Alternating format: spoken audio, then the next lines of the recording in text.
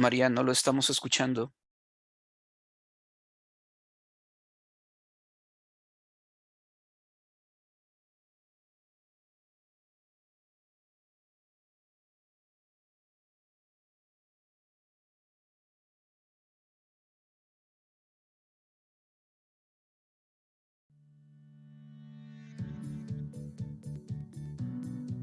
El ICA le da la bienvenida a este evento y agradece su participación. Estas son algunas recomendaciones para mejorar la calidad de la videoconferencia. Habilite su micrófono solo en el momento que le den la palabra.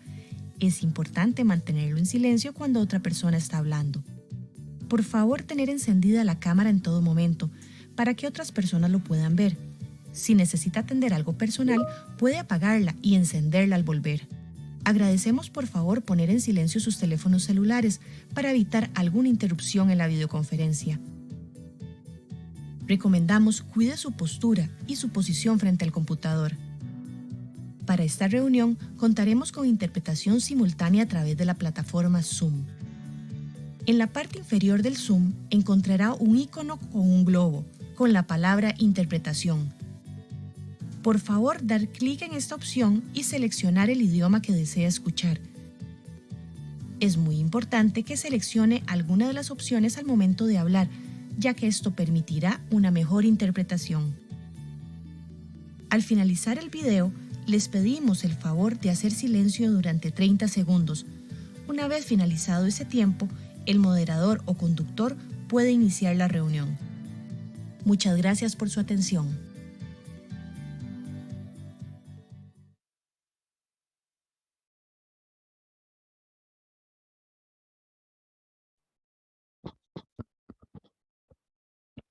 Muchas gracias, María. Thank you very much, Maria. Good morning, everyone. We will begin the Latin American and the Caribbean LAC Regional Priority Setting Workshop for 2022, organized for the by the Minor Use Foundation in cooperation with the Inter-American Institute for Cooperation on Agriculture, ICA. My name is Erico Bolaños. I work for ICA, and I will be joining you as Master of Ceremonies today. Many of you may recall the onset of this process in May this year, when we launched the project for this priority setting, and we shared with all countries of the region the way in which to participate and foster priority crops. Today, we are taking one step further ahead, and we hope to end this meeting with advanced and adopt priorities. I would now like to share some information on how we will proceed at this event.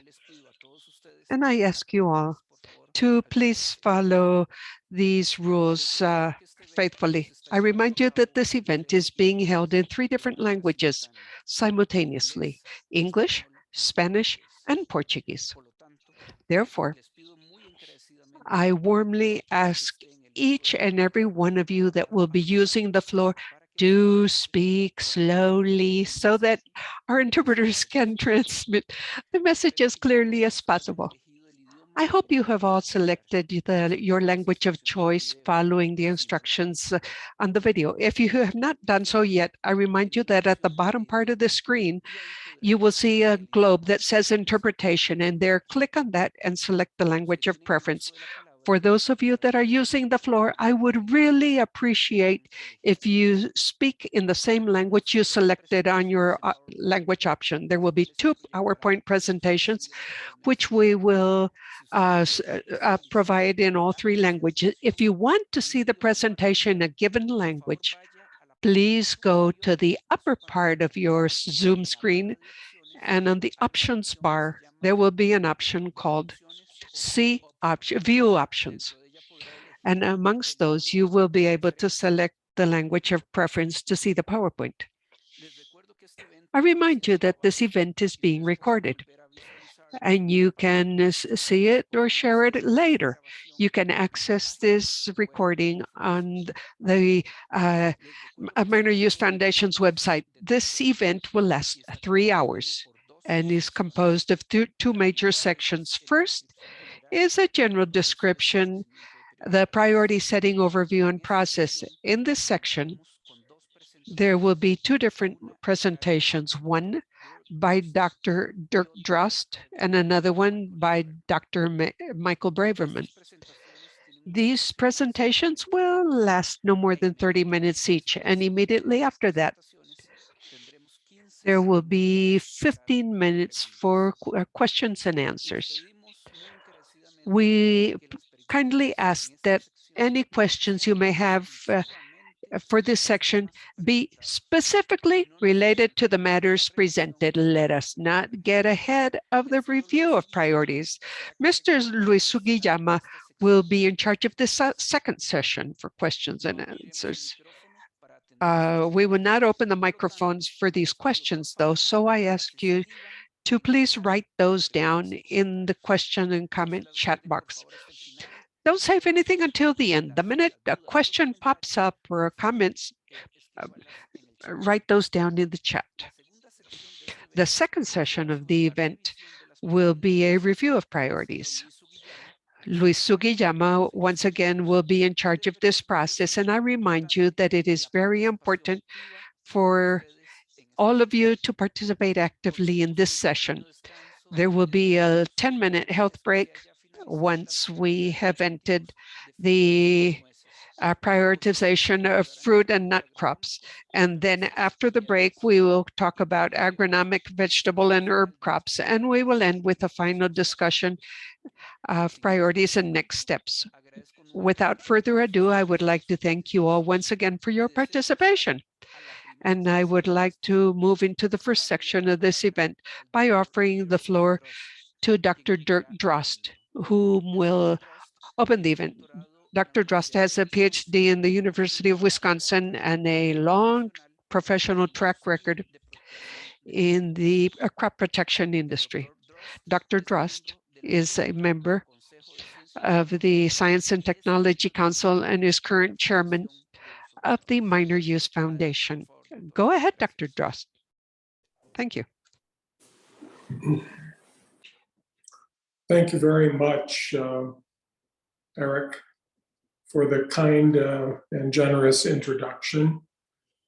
I'm pleased to be able to welcome all of you to the meeting today. And on behalf of the Board of Directors of the Minor Use Foundation, to welcome you to this Latin American and Caribbean priority setting workshop. We can go to the next slide, please. Let me first introduce the Board of Directors. Of course, I'm not going to introduce them in person. I'm just going to do it using this slide. I'm the board chairman, and I've been the board chairman for the last 3 years. Some of the board members include Mr. Alan Norden from Australia, Dr. Michael Braverman, who you'll hear from in a few minutes, Mr. Jason Sandall, Dr. Dan Kunkel, and Dr. Jerry Barron. These individuals, along with our Director of Operations, Ms. Anna Gore, constitute the leadership of the Minor Use Foundation. And all of them join me in welcoming you to this event today. Next slide, please. Let me share with you a little bit about the vision and the mission of the Minor Use Foundation. I think this will help you understand and put in context the priority setting session that we're conducting for Latin America and the Caribbean.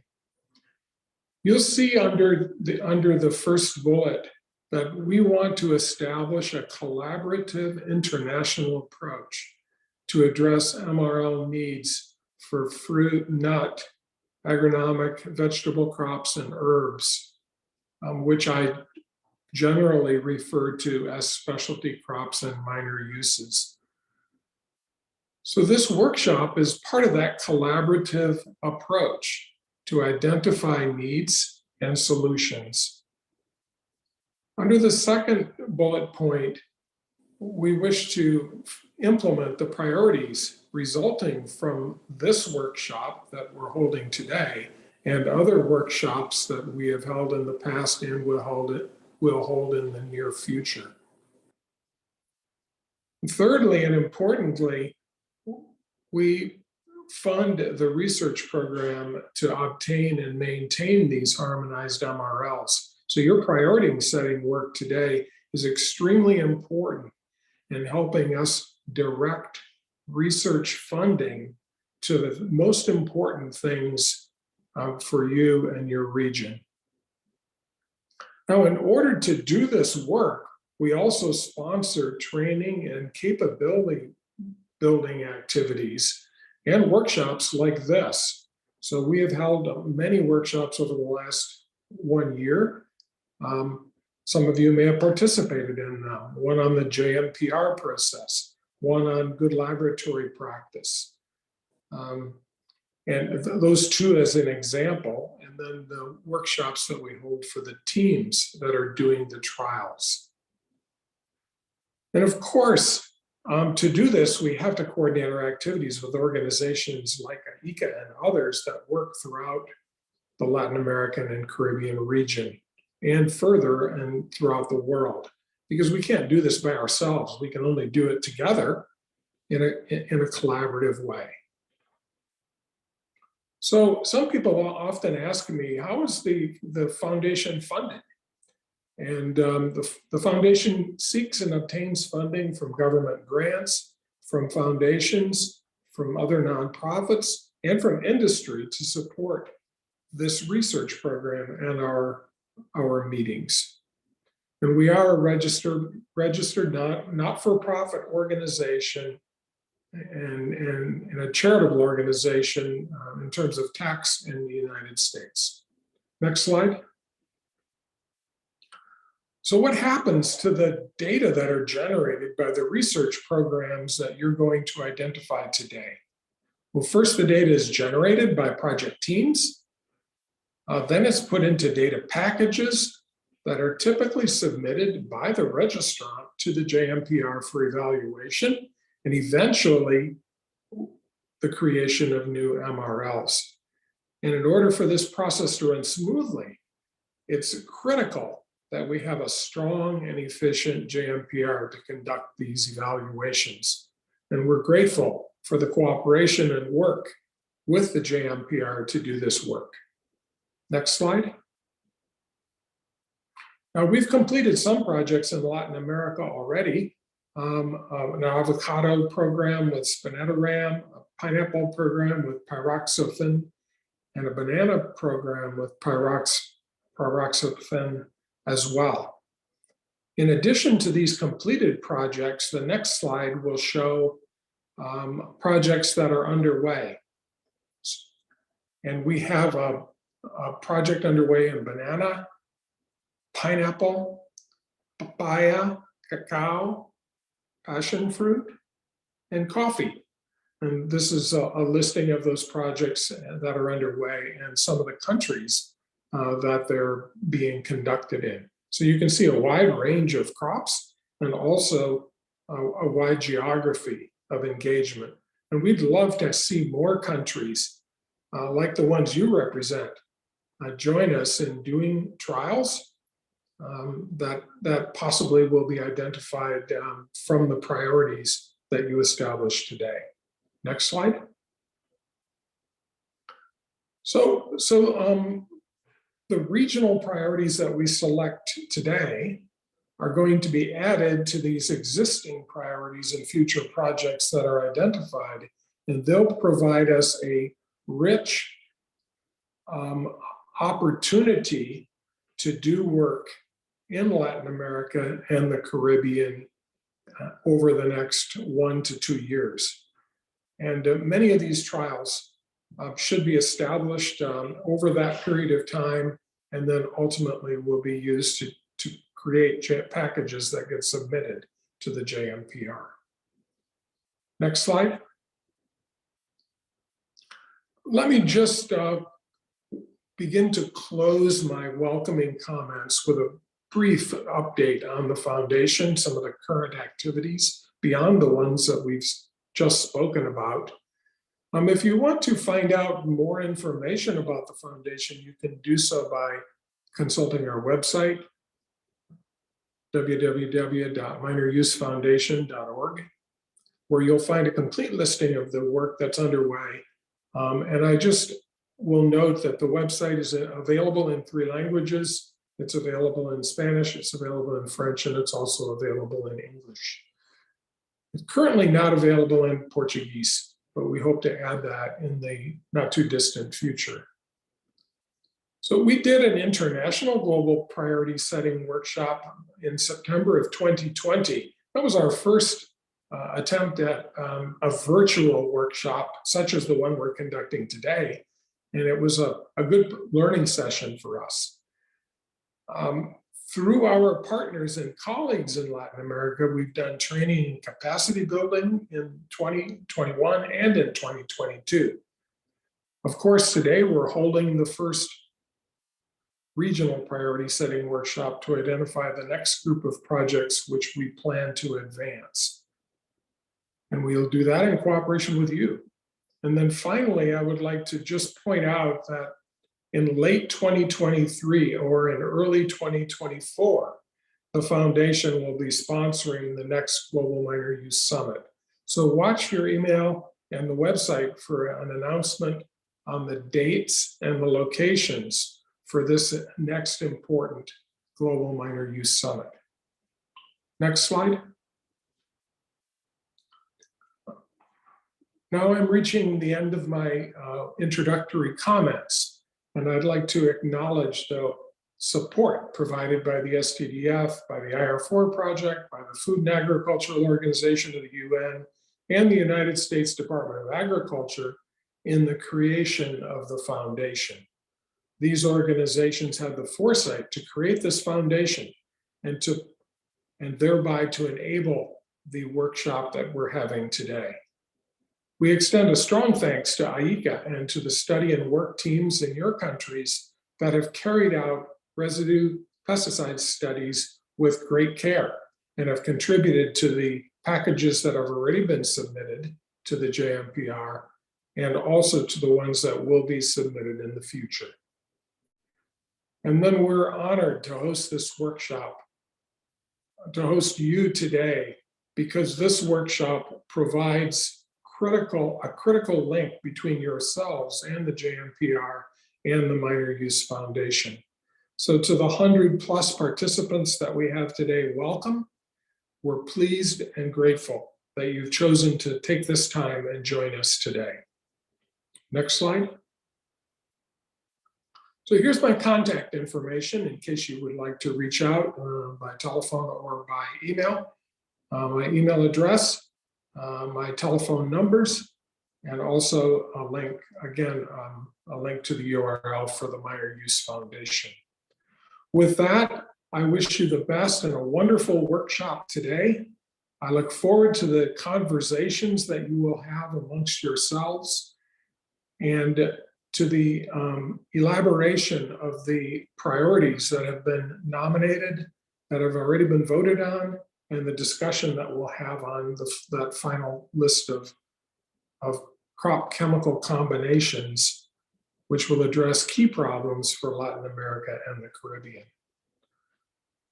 Eric, I'm going to turn it back over to you now, and thank you very much for this opportunity to welcome all of you. Thank you.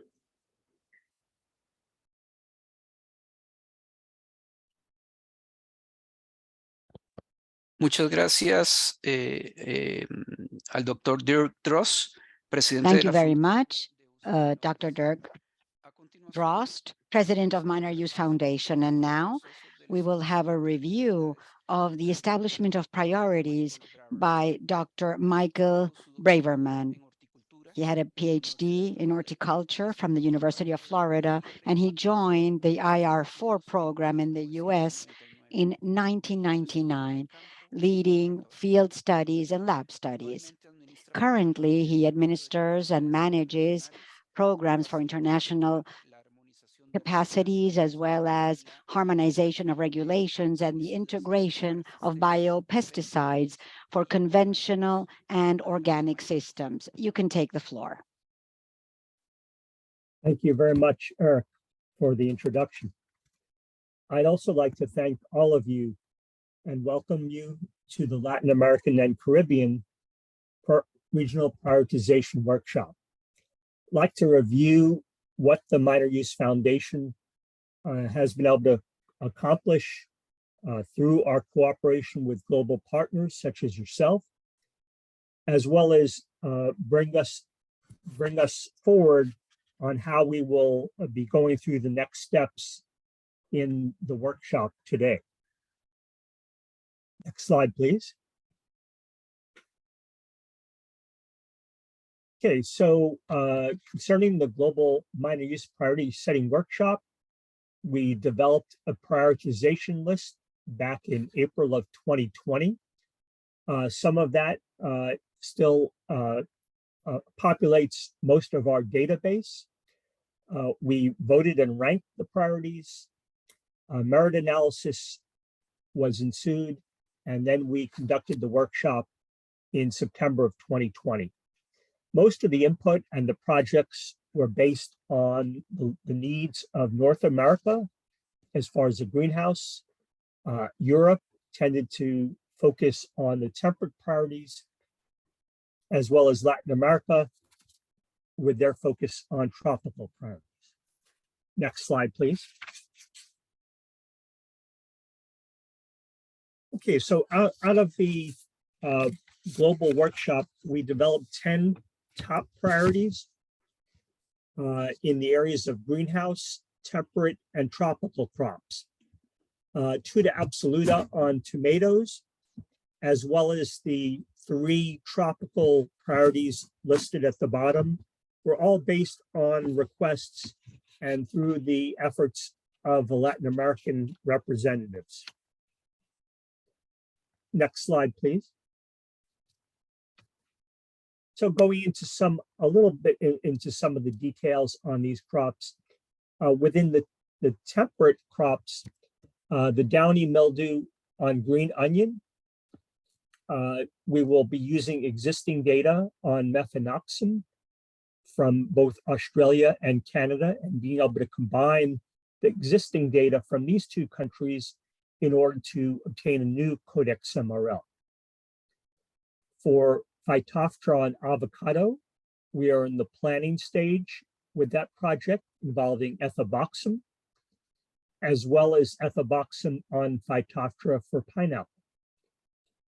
Anthracnose on mango, the protocol has been written, and we look forward to starting that soon involving picoxystrobin. There were some other additional priorities that were developed outside the workshop itself, such as management of thrips in bananas, involving spinetoram.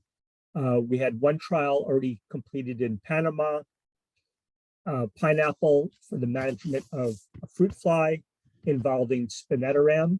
That project has been initiated. Coffee berry borer. This is a project that is a combined interest between Latin America and Africa. Indoxacarb, 2 trials have already been completed in Costa Rica, and the lab analysis will be initiated shortly. For passion fruit, this was championed through Colombia for management of sucking insects. The project has been initiated on this and also has trials in Africa. For okra, we're still in the planning stages and trying to get clarity on which active ingredient we might be going forward with. Next slide, please. So now I'd like to narrow the focus a bit to the regional workshop, which is what we have before us today. We have already had regional workshops in Asia, and we plan to have one in Africa in the near future. Next slide, please. So many of you were involved in the Inception workshop that we held in May. We nominated priorities in June. And then the list of the priorities were posted to the website, and you had an opportunity to vote on the priorities that were requested. Based on the votes, the preliminary ranking results were sent out in August. And at that point in time, registrants were also given an opportunity to provide potential solutions that they would support that match these priorities. And here we are today, September 26th, at the workshop. Next slide, please. So just so you're aware of how we ranked the priorities, again, they were based on your votes. You had 5 votes, and ranking 1 to 5. Points were assigned depending on your individual vote. And then depending on that, combined with the number of countries that voted for a particular variety, we determined the total number of points. And the priorities were divided into 2 groups, the fruit and nut and vegetables and herbs, and then ranked on the total points. Next slide, please. So what's next? So we have the priorities, and now we've received some potential solutions from registrants. What's our mission for today? So we will start based on the initial ranking, and we have new input as far as different potential solutions and comments, both from the Minor Use Foundation, other sources, and from the registrants themselves. And through the help of Luis, who will be guiding you in this process, we may decide to move certain priorities up or certain ones down, depending on how you interpret the changes in the information. So as far as commenting on the ranking, we would appreciate if this is done through our public sector participants. The registrants are strongly encouraged to mention any solutions that they might not have mentioned previously, or any that they were willing to support as far as new active ingredients or any additional countries that they will be willing to support. But please, only the country public representatives should be mentioning their views on the rankings. Next slide, please. So what should you be considering when wanting to move a particular priority either up or down? So we will be first refining the solutions in a broader sense based on the solutions for each priority. So under section number 2, you will see there's some in which no solution found. Our general suggestion is that you might want to put those priorities on hold, and you might want to move those relatively lower in the ranking. There are some possible solutions, but maybe a registrant has not indicated support yet. We will follow up on those and see if we can get registrant support. But those are kind of maybe a middle level priority. And then the solutions that are supported by the registrant have the combination of already being ranked and a potential solution. Therefore, they have the greatest chance of actually becoming a project and developing data and getting a new Codex MRL. And that's really our mission. Again, if registrants have any solutions that they have not mentioned, please enter it into the chat. So how should you look at these solutions and needs? What is the relative importance of a solution? Well, obviously, if you have knowledge about the effectiveness on a pest, that should encourage you to rank that high. If they're active ingredients that need a Codex MRL, we should be focusing there, not on solutions that already have a Codex MRL. We should be focusing on not only new priorities, but also ones that would be unique to the Minor Use Foundation. In other words, if there are already objectives of the company, well, then we want them to move forward because we don't want to have a duplication of effort. Also, within the slide or list that Luis will be going through, you will see how many different countries the registrants support. And so support means that they will supply a GLP field and analytical test substance. And more importantly, they will also support a registration and issue a label within the country that they pledge support. You may also want to look whether or not a particular active ingredient is a newer or older chemistry. Is it bringing a new product to your country? Is it solving an important export issue, a resistance issue? There are a lot of different potential issues that you can consider. And we each bring our own expertise. And we very much look forward to your input and participation through today's workshop. I think that completes my comments. And now we will go forward with a question and answers presentation or session, I should say.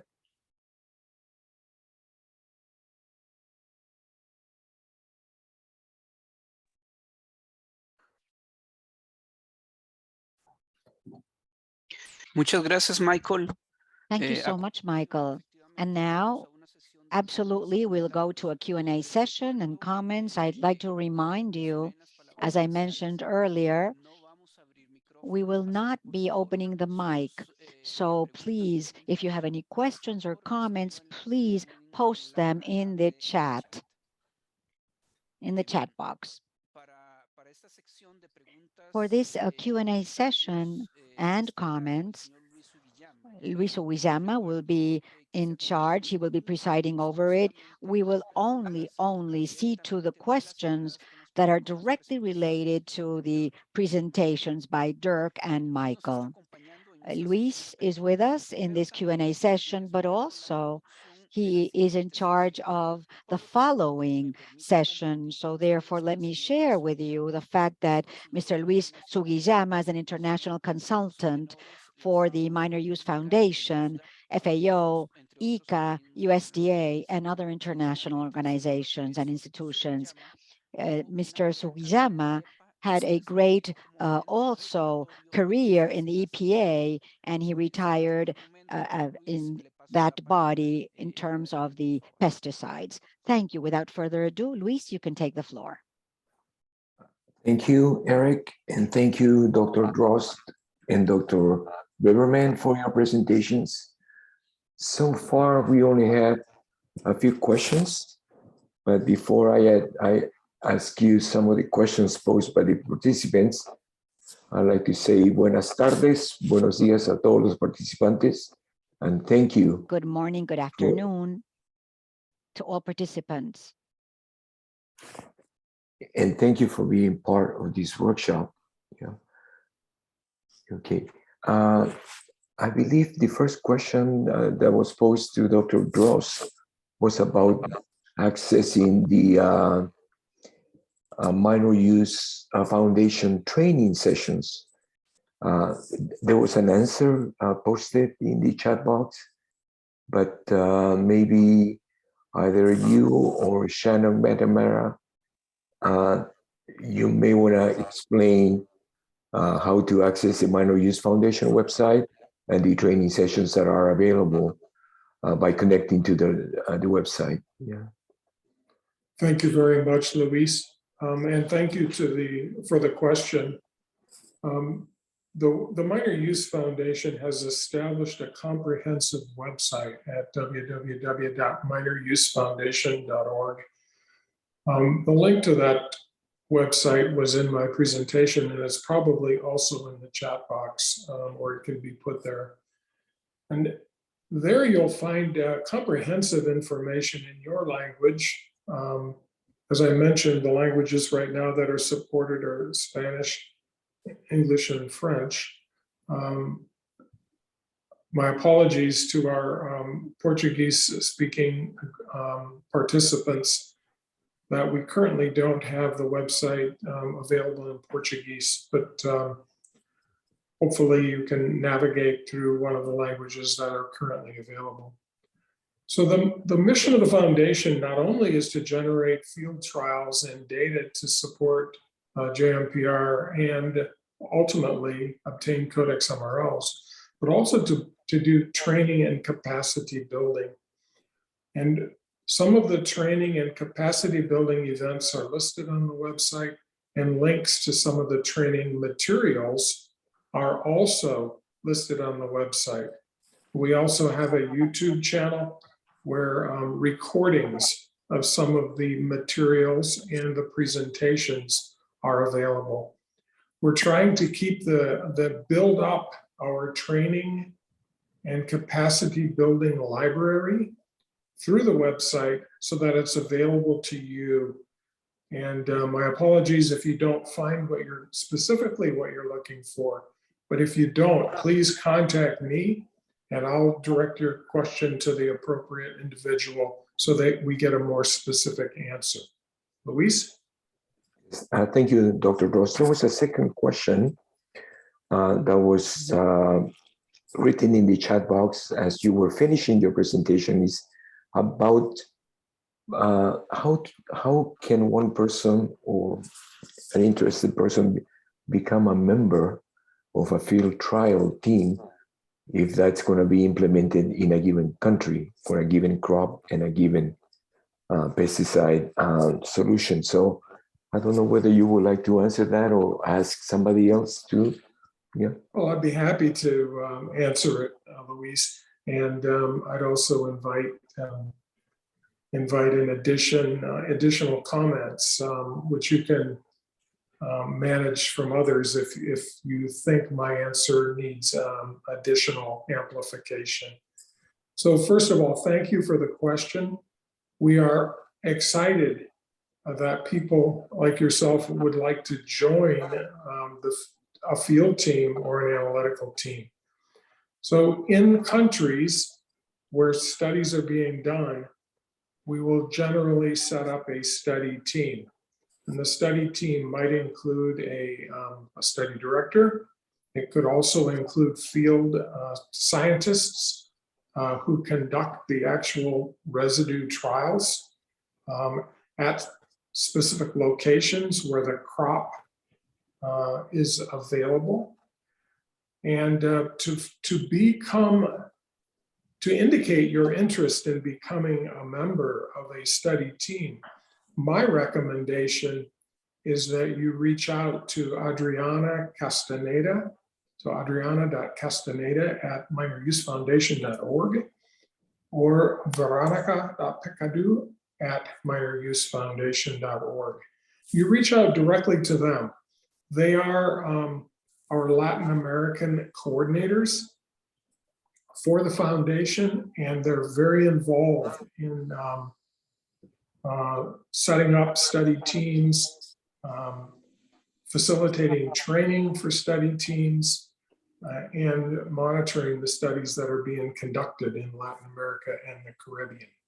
So that's my recommendation, Luis, to the questioner. Reach out, and if you're unsatisfied or need more information, you're always welcome to reach out to me, and I will try to connect you with the right individuals. You'll see in the chat box the email addresses that I just mentioned for our Latin American coordinators. And to me, it's best that we establish these contacts locally, Luis, with our Latin American coordinators and let them lead the lead the effort to populate study teams throughout the region. Thank you very much. And thank you once again, Dr. Drost. Now, for Dr. Braverman, and thank you for explaining how the process of nominating some of the priorities and how we got to the implementation of today's workshop, in which we're going to be finalizing the list of the priorities for the Latin American region and the Caribbean. You have 3 questions. They were quite interesting questions, and I'll start with the first one, and that is, there was some mentioning about priorities that could be proposed during the Minor Use Summit, the Global Minor Use Summit, as well as we're talking about regional priorities that might be coming from Asia, Africa, and the Latin Americas. Could you clarify which set of the priorities will be selected after all? That, I think that was the intent of the question. Yeah. Okay. So the most immediate work as far as selection will be based on the priorities from the Latin American and Caribbean region. And these were all nominated from people of your respective countries. Now, the global minor use priority setting workshop already had, from that workshop, we already had a list of priorities. And so some of the priorities that were nominated were existing priorities and some were new priorities. So that's how we got to the point of the priorities we have today. As far as the upcoming workshop, the upcoming global priority workshop, when we have that, which may be in combination with the Minor Use Summit, we will utilize the input from all 3 regions, and all 3 regions' priorities will contribute to the global database.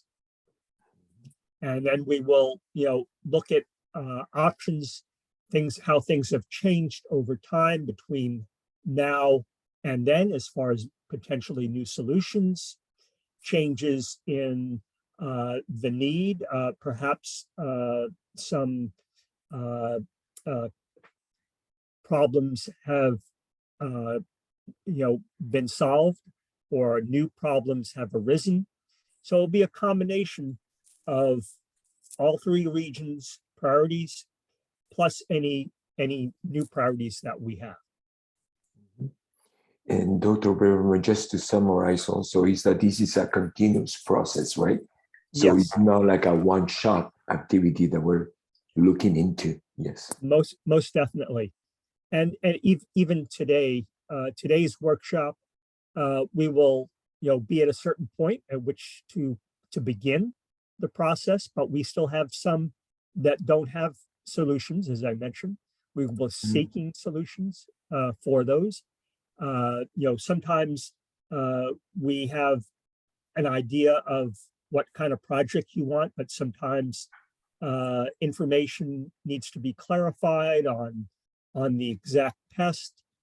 Sometimes that isn't clear, and then sometimes that may change as far as which active ingredient we decide to move forward with, or what a company may support. So it is an ongoing process. As I mentioned, we still have some priorities, even from the Global Minor Use Summit, that we still have not received solutions for. Yes. And we noticed your background, you must be at a grocery store, because we see all of these crops. But the second question is a very good one. It's about today's workshop. Say, how many priorities are the Minor Use Foundation expected to be selected? Obviously, understanding that we cannot work on 100 priorities for one region alone. Yeah. Well, I'd say first, remember that there are no winners and there are no losers. Every priority is important, and we respect all of your requests. So whether or not something happens to be, all the way near the top, we will still remember that and keep that in our records. and that will, contribute to future workshops. We will tend to focus on the top 10 priorities, and so that's our mission today, is to develop the top 10. But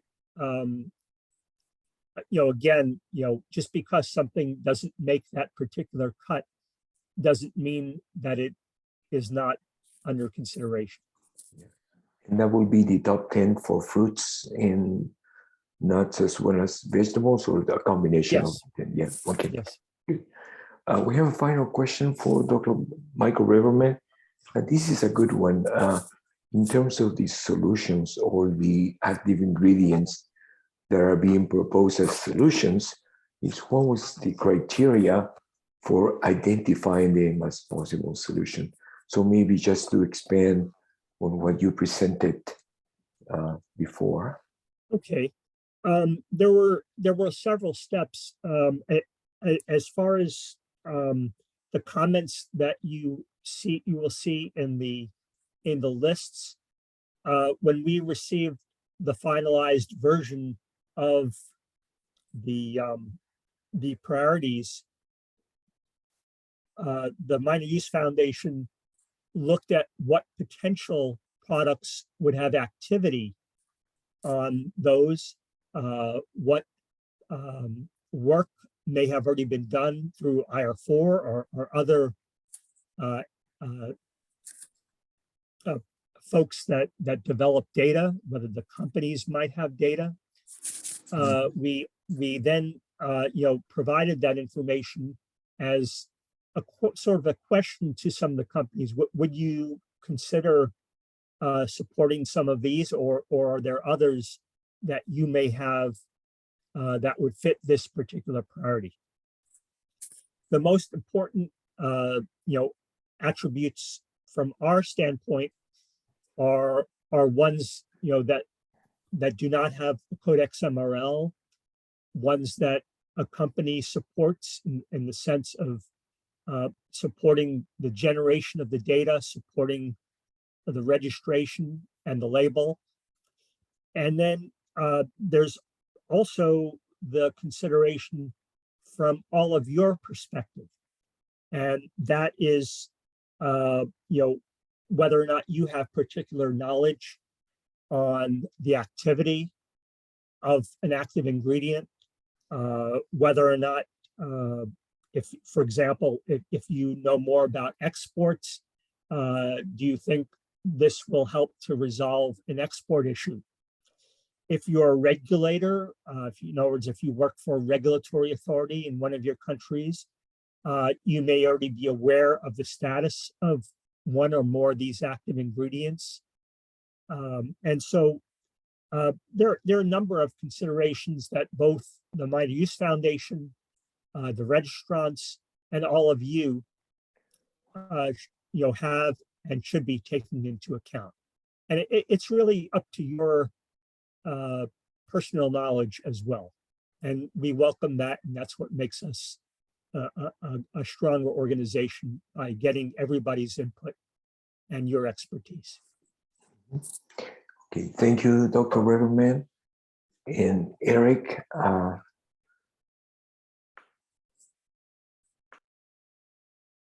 ahora voy a cambiar a español. Now allow me to switch to Spanish, because the second part of the workshop will be particularly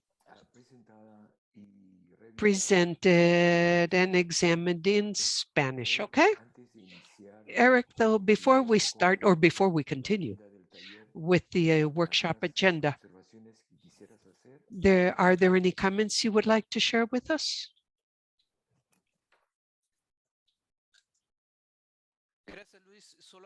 Thank you, Luis. I would just like to remind you that we're doing great time-wise. In fact, we are 9 minutes ahead.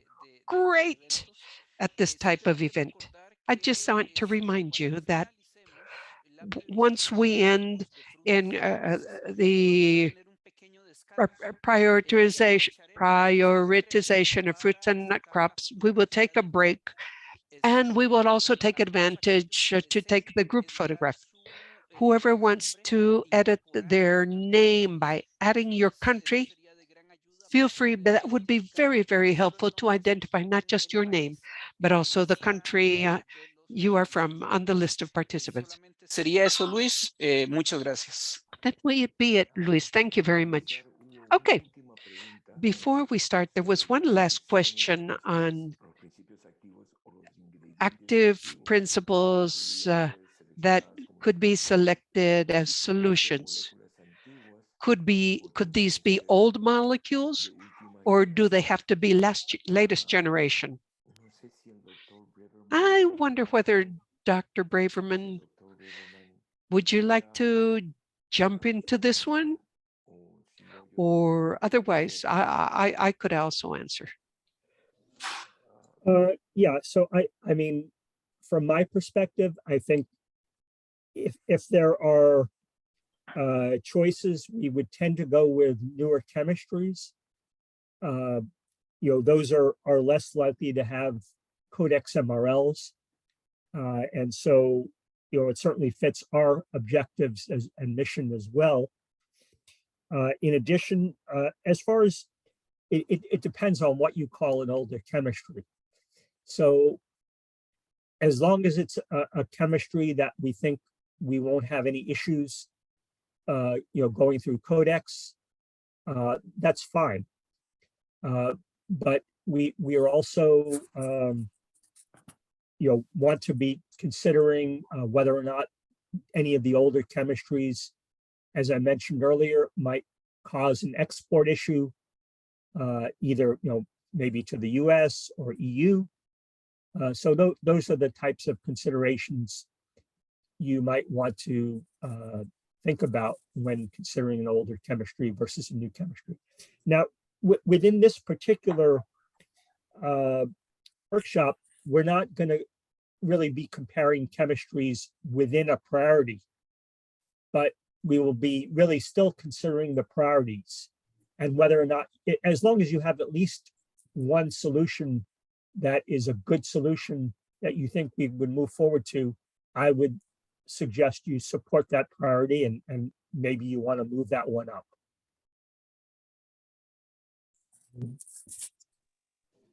Luis, this is Dirk. I just would like to build on Michael's answer. I think if we have a complete and up-to-date data package, both a tox and environmental package for an active substance, that we would definitely want to consider it as a potential solution. But of course, it needs to be effective for the pest that's been identified. So newer or older, I tend to look at things more like, do we have a complete and up-to-date data package that would be accepted by JMPR for tox and environmental profile? And if so, then we ought to consider it as a possible solution and a potential to generate a regulatory, residue package to support a JMPR use. And let's not get hung up on old versus new. Let's be more concerned about, does it work? Because ultimately, if it doesn't work, the grower won't use it, and it will be a waste of effort. So thank you just a moment for letting me express my thoughts, and of course I welcome any retort from Michael. No objections to what you've clarified. Thank you. Okay. Gracias, Dr. Drost y Dr. Braverman. Thank you, Dr. Drost and Dr. Braverman. Perhaps much more important is that the Global Foundation aims at supporting growers and provide them tools for the effective control and obviously safe control for pests, and which could cause great damage to growers, particularly those specialty crops or minor crops, as we call them. And by the way, for the Latin American and Caribbean region, the minor use term perhaps is not the most appropriate because there are crops like bananas, coffee, that are crops that are huge land-wise and not so in other countries. So let us begin the second part, where we will prioritize or reprioritize the nominations from the countries from the process we started last May. So I would like to ask Dr. Adriana Castañeda to please share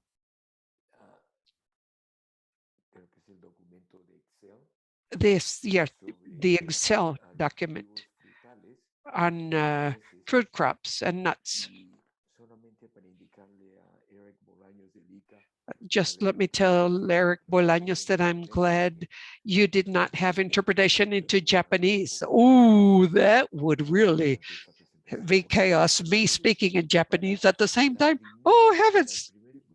Okay, for the first group of crops that have been prioritized initially by us, the participants in this group, what we will do then is reprioritize some.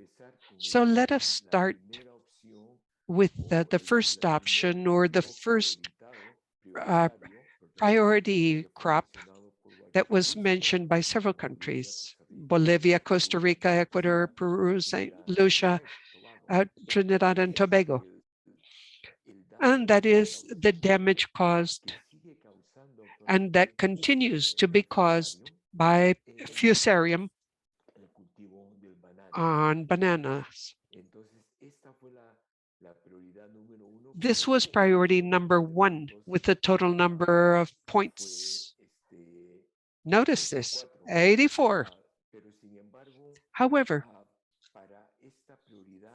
for this priority, for the time being, the Global Minor Use Foundation really does not have information as to whether there could be a solution through an active ingredient or an active principle. Oh, I see Argentina saying that Fusarium on bananas is also of great importance for them. So we will add them to the list. My recommendation then, unless someone wants to make a comment, is to assign this priority on standby, assign this up or put it on standby until we can find a solution in the near future. I wonder whether there are any comments about this.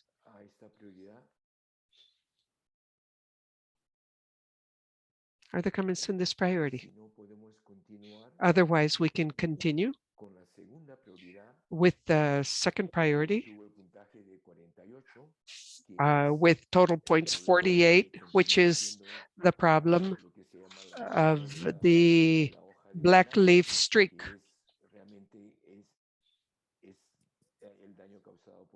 Damage caused by black sigatoka.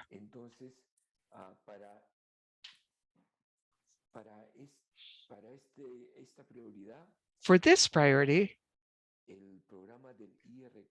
the IR4 program has already done several field trials using using pentopyrate, and data have been forwarded to EPA, but does not have a Codex MRL. So this could be the first priority that could come from this working group.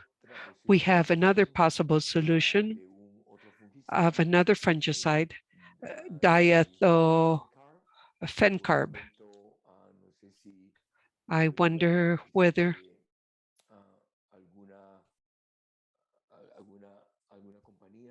there would be any company that is aware of this fungicide, and that has been proposed as a possible solution and does not have an Codex MRL.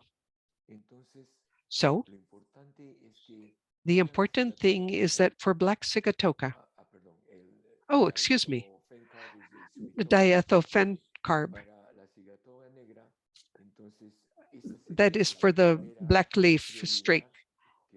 For black sigatoka, then this would be the first that would come from this fruits and nuts list. Are there any objections?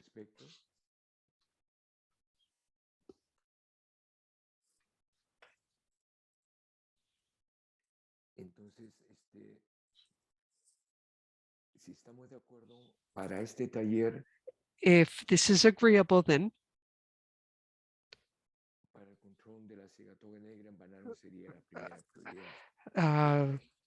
for black sigatoka and bananas, this would be our top ranking. The third priority indicated by the participants was for Papaya to control Phytophthora, which is the rot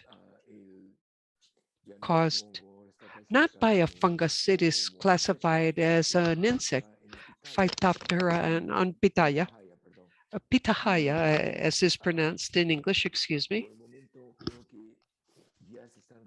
And I see some trials going on. And this is part of a global priority using ethaboxane.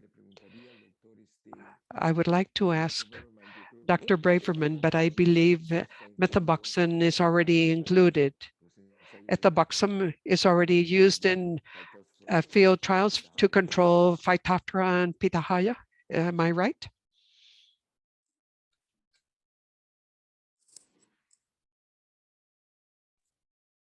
I don't have any information on any label, if that's what you're asking.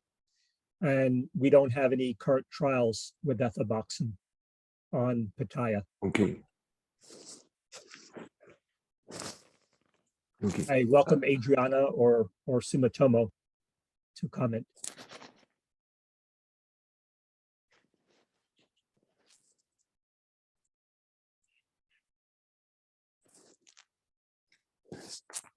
Pero por el momento no se ha. So far,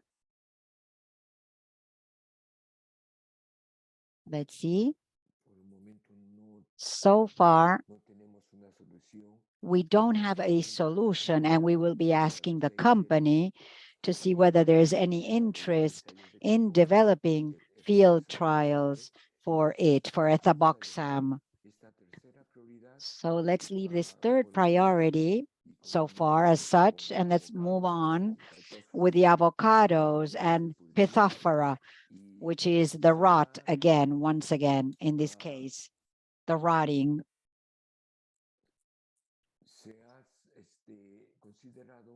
It's been considered as a solution, I mean, it's oxathiopyprolin, which does not have a MRL codex. But I do think that for avocado, there are some analyses, some trials with ethaboxam as well.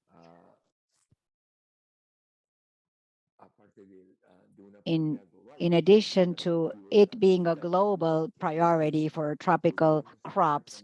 So maybe we can leave this option as such. We will not rule out this priority, but we will leave it as such so far, because I'm sure there are some field trials that are being performed, or they will be performed in the near future. Now, moving down for citrus fruits, which is the fifth priority selected by participants.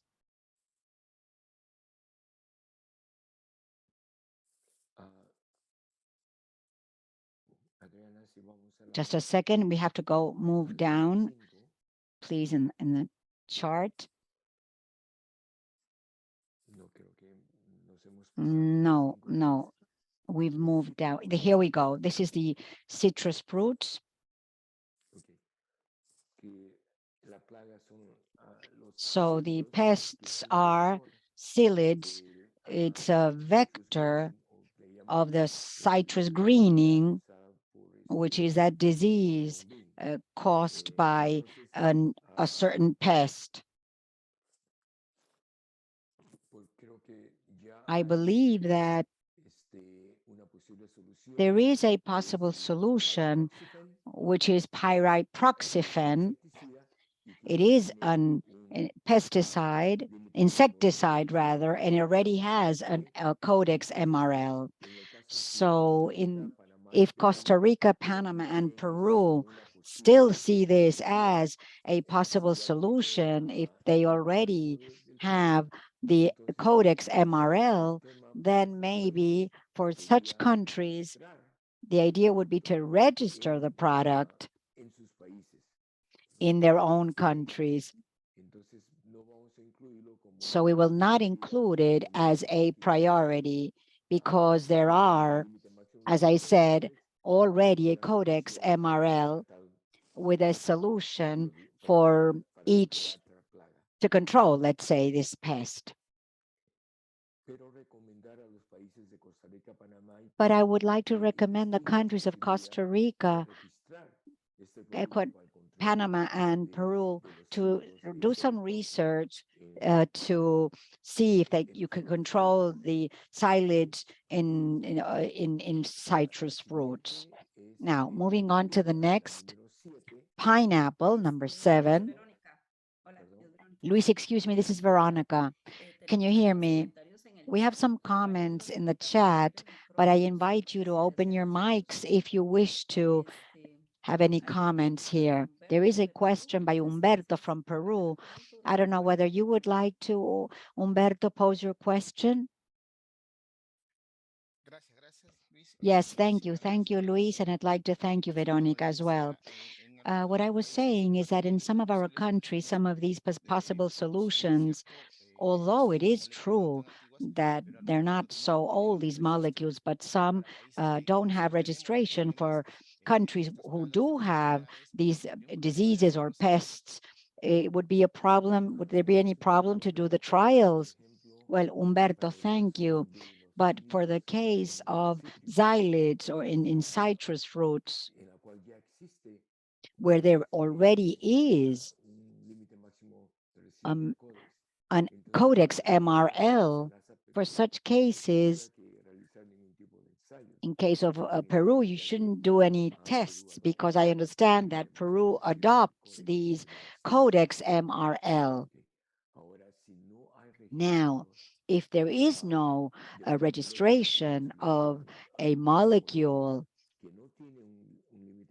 that does not have a Codex MRL, in those cases, then we could think that if it is a priority within the global minor use, then we could do some field trials in some interested countries that can participate, even trials done for some molecules in the US. Now, in terms of Brazil, there is a question, if I understand the question,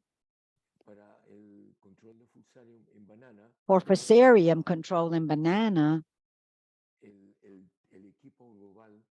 the global team in Brazil has a minor use team, a unit for minor use, and they're checking the possibility of supporting the use of isothianil as a possible solution. So we would like to have more information by Bayer, who is the company, to see whether there are some field trials being done. So far, until we can confirm or certify that there is that, and if there is no solution, we will leave it as such right now, but we will not rule it out. If there is a possibility, maybe, of Bayer doing some field tests and possible solutions for Fusarium, and in such case, we would include it as some of the important priorities. And in terms of Argentina, they're saying that for psyllids, there are some available molecules, especially to control the vector of the Huanglongbing for citrus fruits. Thank you for your comments. Moving on now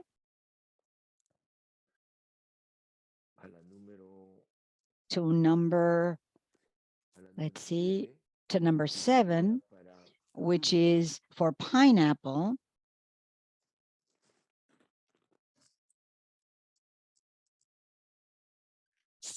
Pineapple.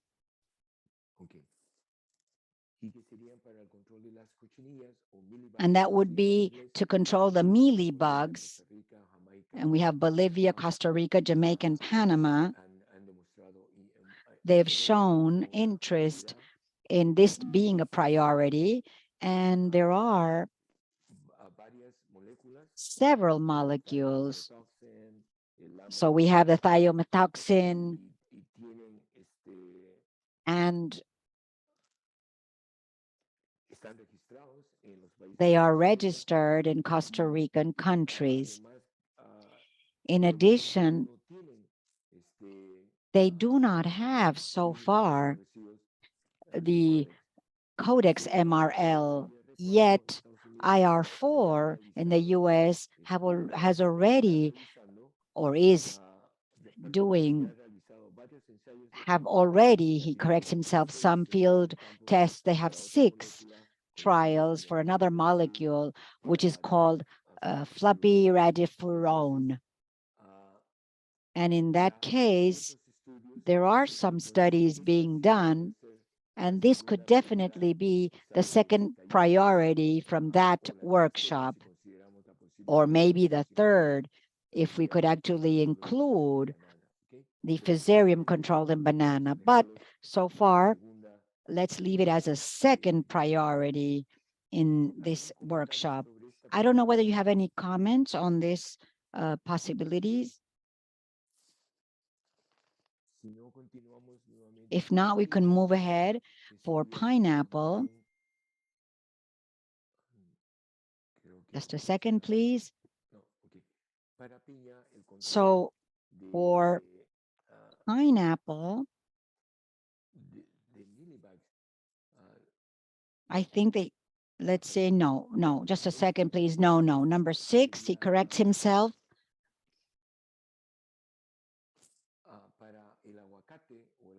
For avocado, in this case, to control moths. IR4 so far has several products that have been, studies have already been done. Here we have them on screen in doxacarb, tarantraniliprole, already registered, but so far there are no MRLs. And this would basically, and probably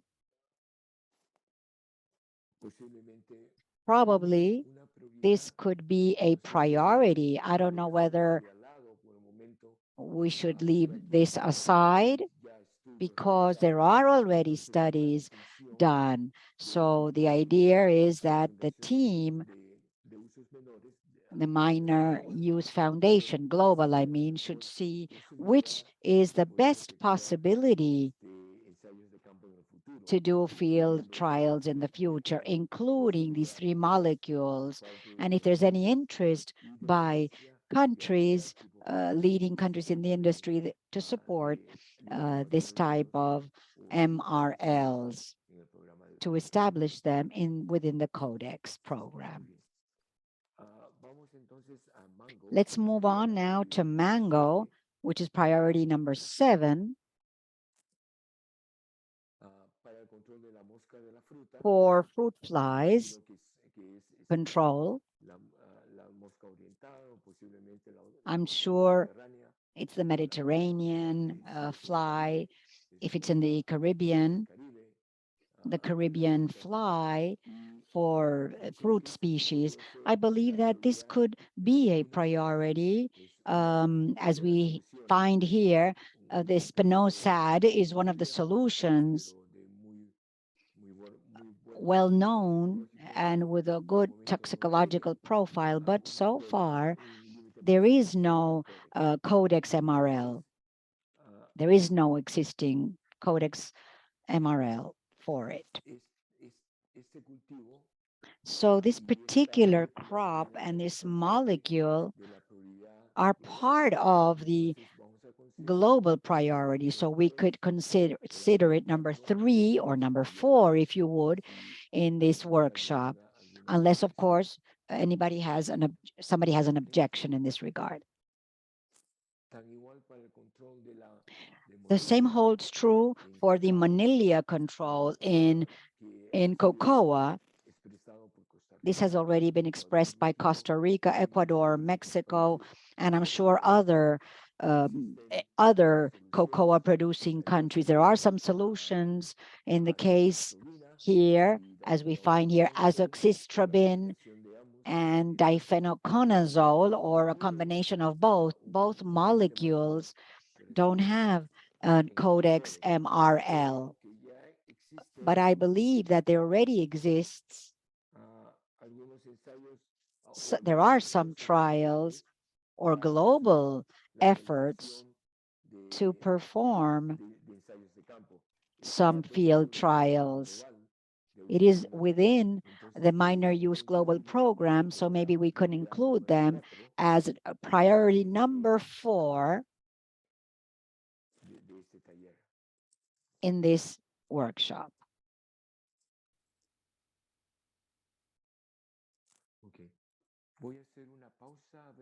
I will pause a little bit if there's anybody who has a comment to correct, to review what we are discussing so far, or if you have any recommendations, if you believe that this discussion should be otherwise, or if you want it to be more efficacious, let me know.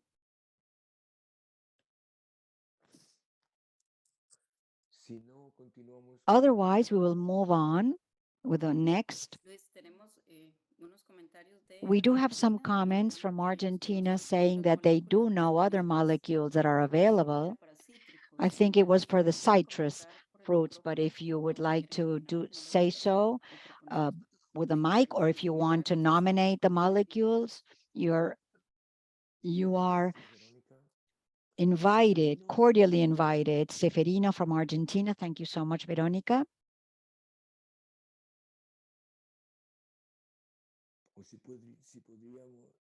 If you could please indicate in the chat what other molecules you were thinking of.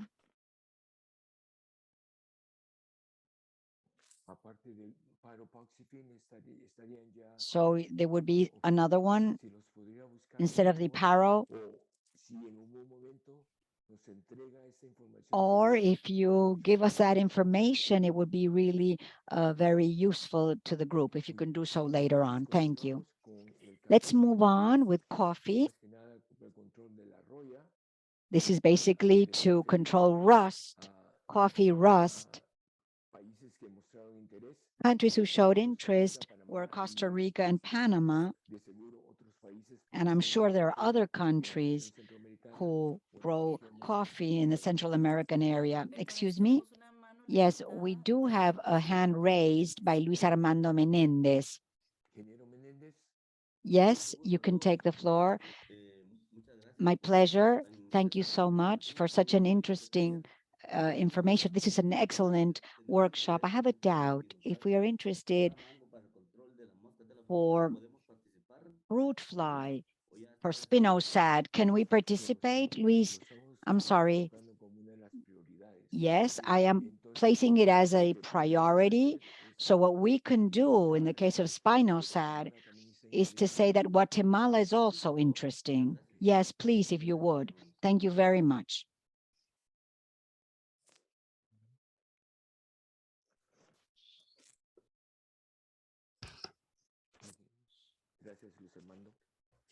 Thank you, Luis Armando. Okay. For rust control, coffee rust,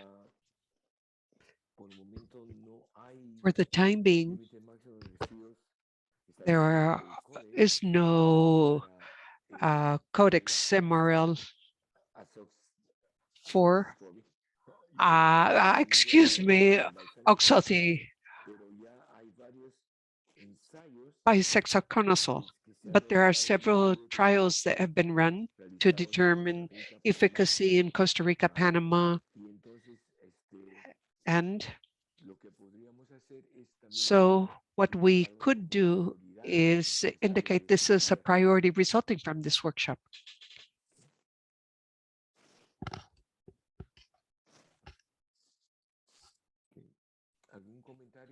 Are there comments from coffee producing countries?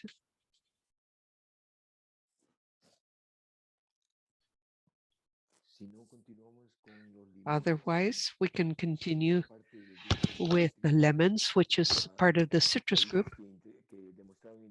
Countries that have shown interest: Ecuador, Peru, to control bacteriosis.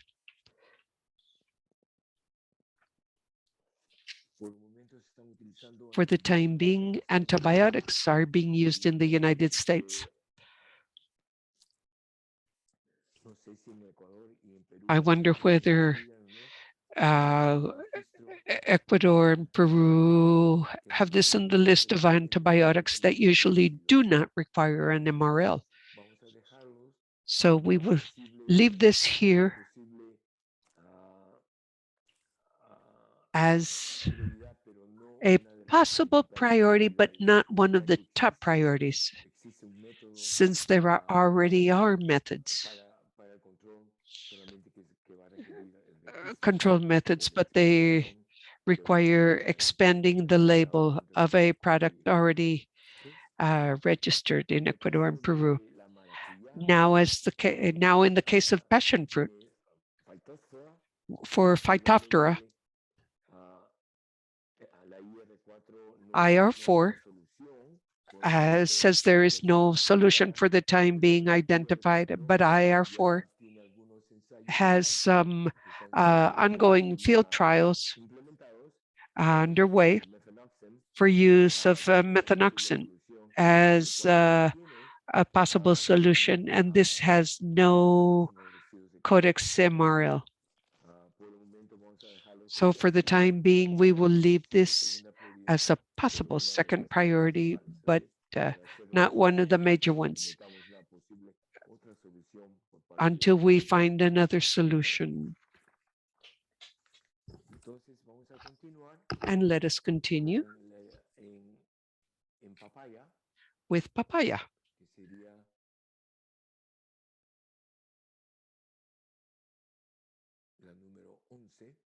11. Papaya o el mango podría ser parte también del grupo de cultivos This could tropicales. be part of the tropical crops, and there's possibly nothing for spinosad. So this perhaps could be the fourth, Adriana, or fifth priority.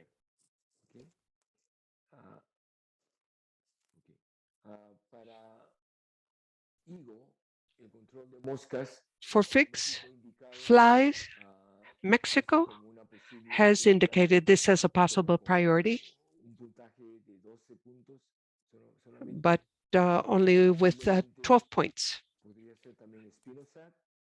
Possibly it could be spinosad, and if we could find a way to include it in the tropical fruit program, I believe figs, perhaps Dr. Braverman could clarify whether figs are also considered a tropical fruit, as a tropical fruit. Okay. But there are 3 other molecules. The most likely would be spinosad and cyanthrapinolol for field trials, but let us leave these as a possible second priority, set of priorities. And so the order would be cocoa, Phytophthora, that has been mentioned by Costa Rica, Ecuador, Panama, Trinidad and Tobago, and for Phytophthora control in cocoa.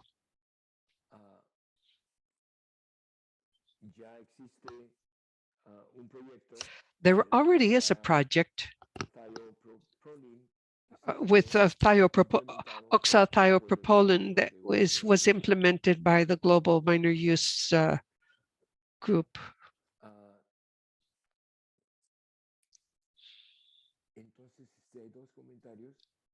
So,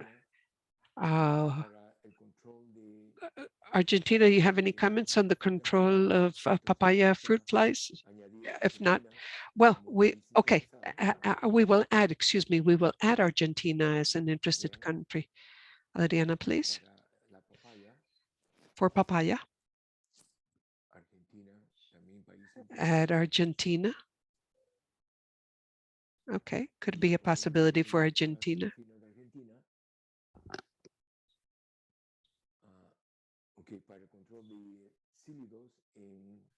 To control psyllids and citrus. The avecmectin, spinoside, cypermethrin, acetaminophen, which is part of the benzoate, amamectin, amamectin benzoate, excuse me. So they have several products registered to control psyllids in Argentina. Thank you, Carla.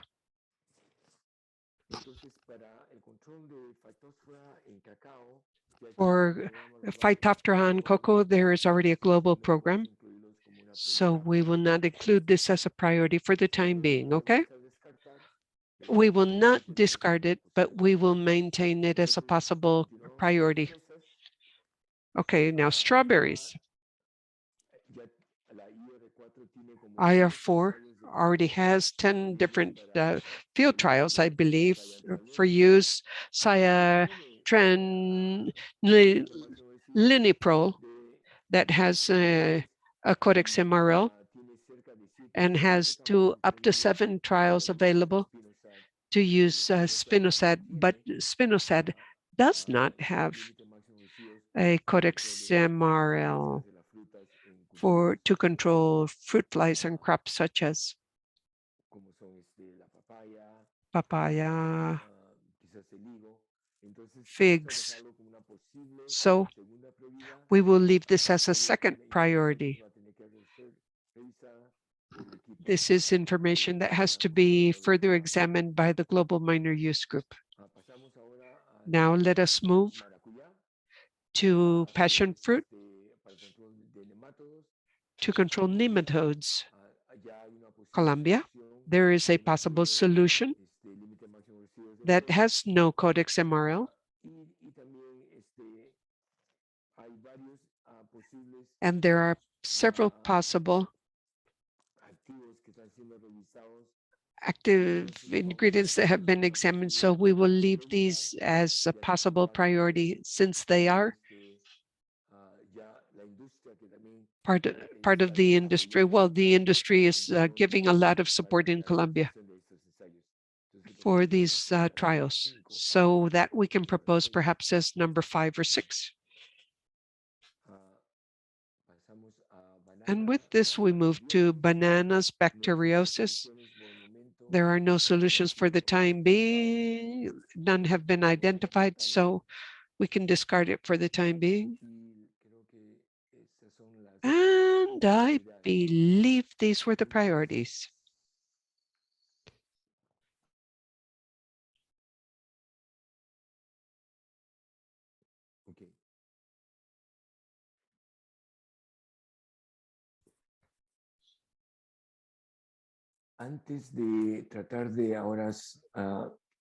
Before we try to see how we have evolved with this, Carolina from Argentina says that oxytetracycline, which is an antibiotic,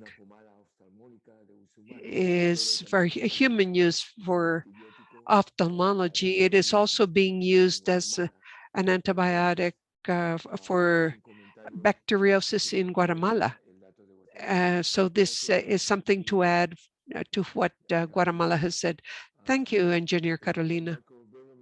Dr. Braverman is saying that if someone was suggesting abamectin for psyllids on citrus, it already has a Codex MRO. And I believe then that we could consider that there are possible solutions, therefore, that could be available with good molecules to control psyllids in citrus, psyllids on citrus. So it would just be a matter that interested countries see the possibility of registering these products to control psyllids on citrus. And Lucas from Argentina is saying that Tetramat is also registered in Argentina for diaforin.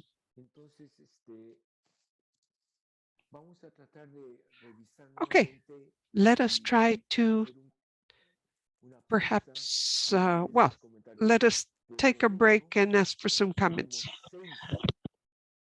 We have, for the time being, 6 priorities defined that would come from this group of major ones, and we do not discard the possibility of adding the control of Fusarium on banana once we have the information. Thank you, Dr. Castañeda. Okay, let us see the 6 top priorities, excuse me. Just 1 second, Luis. Did you see there was one missing of banana mealybugs?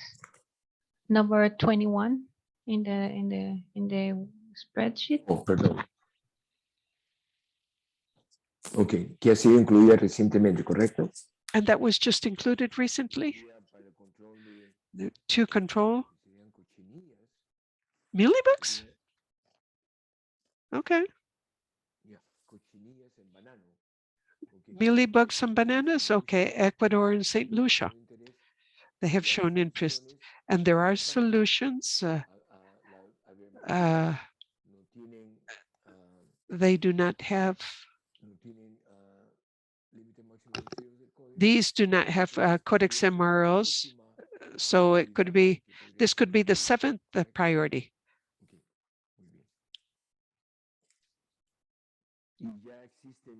And there is enough data to control the banana mealybugs through Papaya proxybin.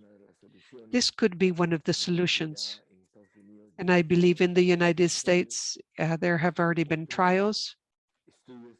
There are other studies pending yet to be carried out by IR4 to control mealybugs in bananas. Luis, we have a request from Bayer, Latin America.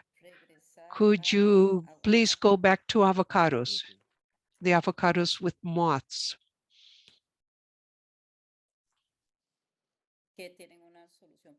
They have a potential solution under evaluation. Perhaps you can use the microphone, Bayer. Well, no, for the time being, wait. For the time being, we have not considered this as one of the top priorities, but Geisar. Hello, Luis, how are you? Subendiamide, could you include this as a potential solution for this case? We are working on potential solutions. And this is something that could be discussed perhaps in the future. Okay.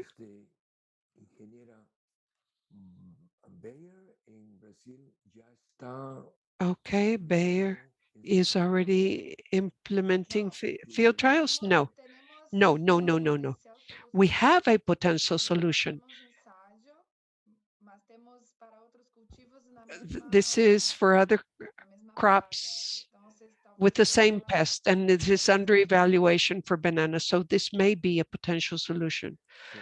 Flubendiamide. Okay, okay. And you already have the efficacy studies? No, no, we do not have specific data yet. But we do believe it could be a potential solution.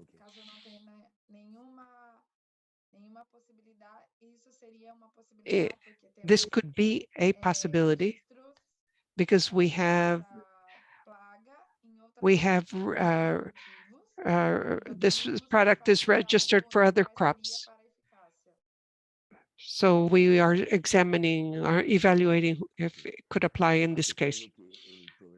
Okay, although the minor use program does not work directly with efficacy studies normally, that is the industry that does that, but we would like to ask, as the Minor Use Foundation, we would appreciate if you could keep us informed of any progress made. Sure, of course. And the possible identification of this solution. That is that for the time being, we do not discard it, but we will keep it here as a possible solution for the near future. Okay? Yes, perfect. Thank you. Thank you. Okay, excellent. Thank you. Thank you. Thank you very much. Thank you for the information. Okay. Well then.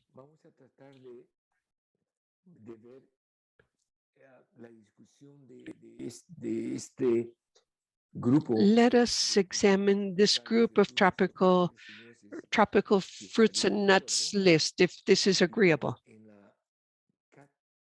Do you agree to the prioritization resulting from this workshop? So for the time being, the ranking, banana with fusarium will remain on standby for the time being until we possibly have a possible solution that is effective and that requires an Codex MRL. But for the time being, we would like to know if the industry has identified any possible solutions in the near future. And to try to summarize for the time being, and I will offer the floor to the participants also, for them to tell us whether they agree to a re-ranking of this list. So from this workshop, controlling the black leaf streak, that would be priority, the top priority, because possibly there are two possible chemicals as solutions where the Minor Use Foundation could do field trials in interested countries and to form teams to implement trials. There's a hand raised from Saul Flores, Ecuador. I would just like to remind the participants to speak in the language they are connected to the interpretation function, please. Yes, thank you very much. Good afternoon. Just a quick question in the sense of, is this stipulated anywhere, but looking at the priorities from the workshops, our main concern is banana, because that has the largest number of votes, and we're leaving that on standby. But the time will come when we will have to define the maximum time we can wait. Just to give you an example, will it be 1 month, 3 months, 1 year? Because if a solution does not pop up, it will not be able to consider as a priority. So the question is, could we define, or could you define how long we will wait? How much would be the maximum time that we have for bananas and fusarium? Thank you. Thank you, Saul.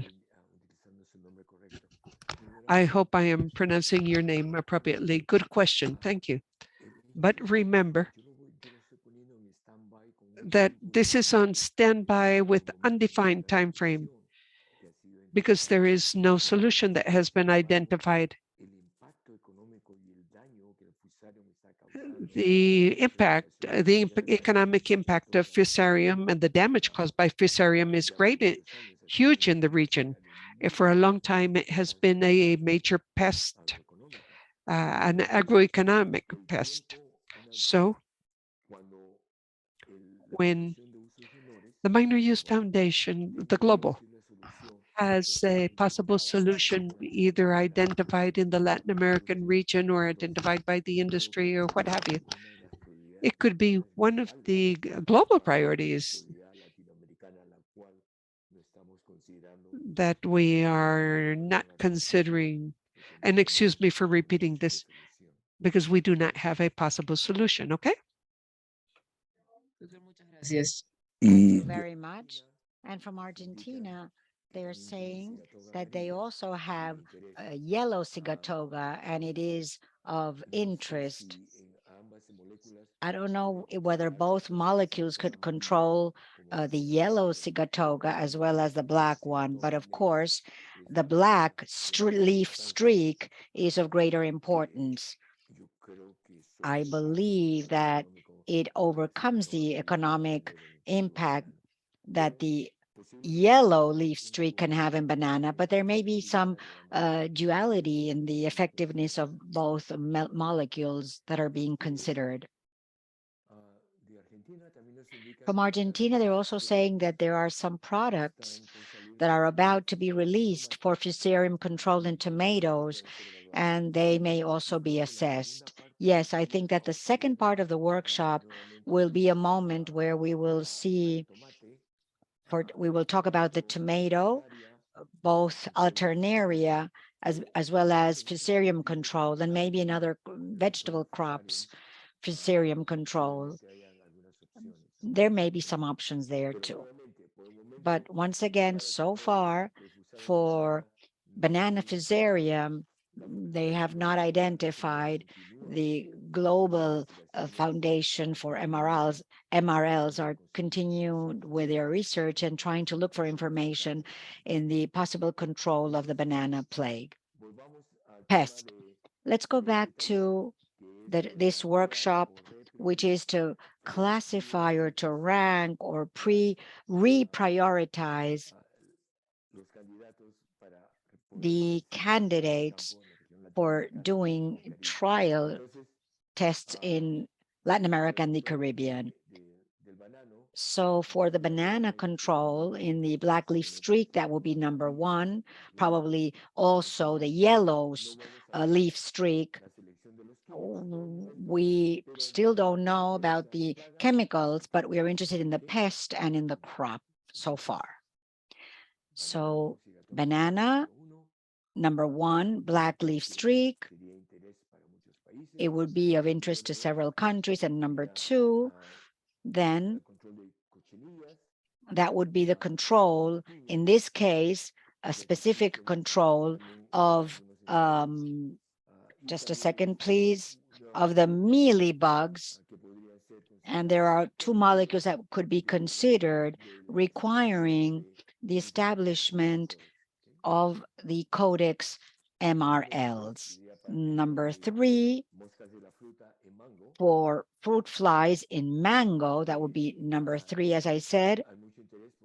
There's great interest by Costa Rica, Ecuador, and Mexico. Guatemala also showed interest in participating there,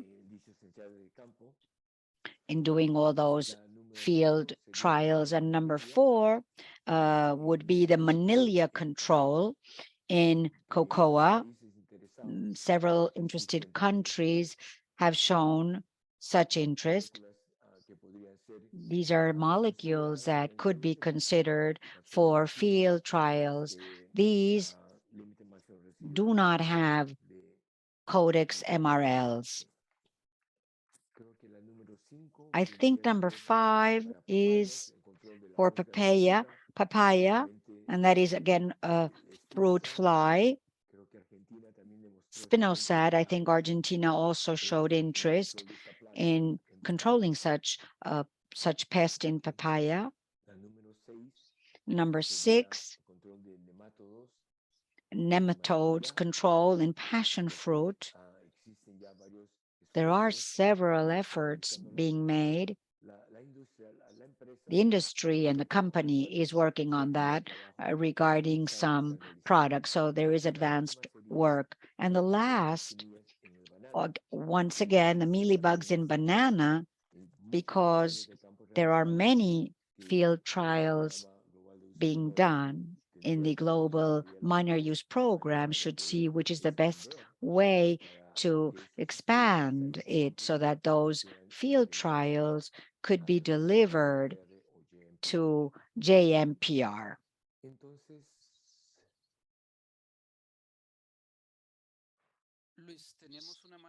Luis, there is a hand raised by Luis Armando Menendez from Guatemala. Yes, Luis Armando, you can take the floor. Thank you so much, Eric. I just wanted to request to be included in papaya also for fruit fly, for spinosad, please. Thank you. Thank you very much.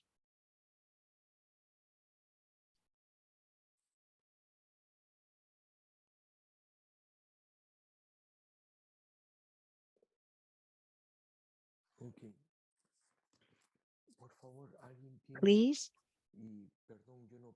excuse me. I am reviewing the chat as well. I don't know if somebody else raised their hand. Excuse me for that. Is there any comment on the ranking or any other crop or pest that should be included within the main priorities to later be delivered to the Minor Use Foundation and their team as priorities for fruits and nuts in the Latin American and Caribbean region? I'd like to underscore that we are not ruling out those priorities that have been mentioned, but they're not included as the first group of priorities in this ranking.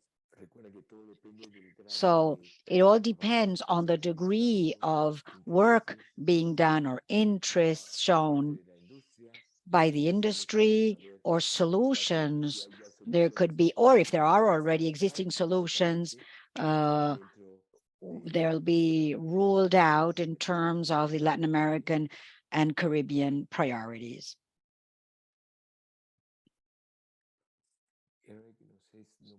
Eric? No, we have no more hands raised, no new comments. Luis, if you allow me, if you finish with this section, we should go on to the break then. Now we are delayed with time. But in any case, I need your confirmation to continue then to finish this session.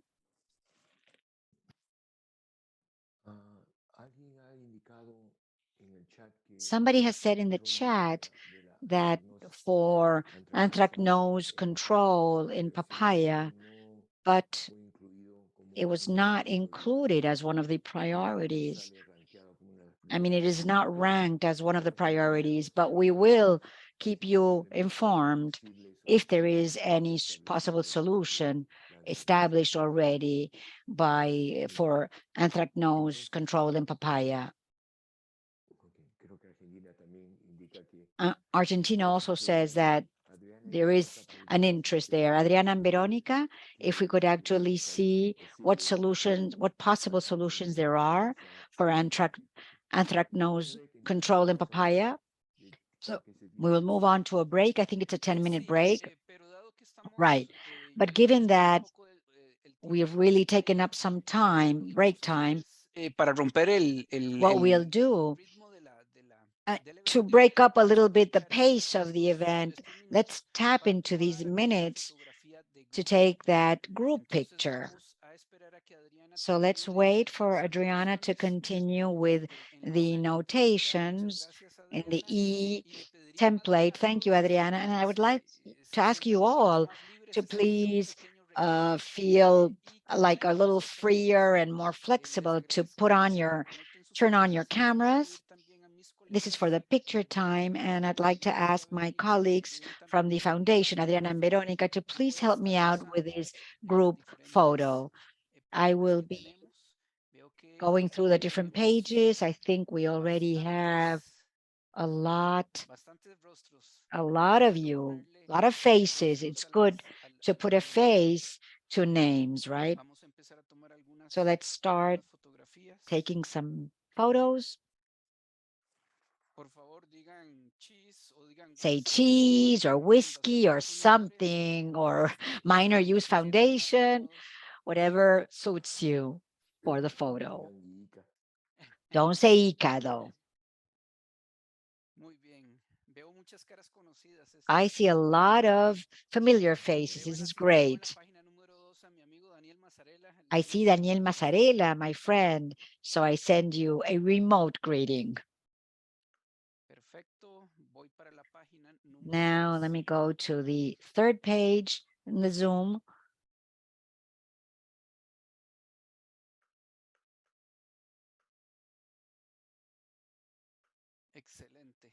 Great. I have to make a decision now, and sometimes these decisions are not very friendly to all. The goal is basically not to take up much time because we were already over time with those 10 minutes for break. So let's take this photo as if this was the break. And so we will give the floor to Luis again, and the image control to Adriana, so that we can go on to the priorities study.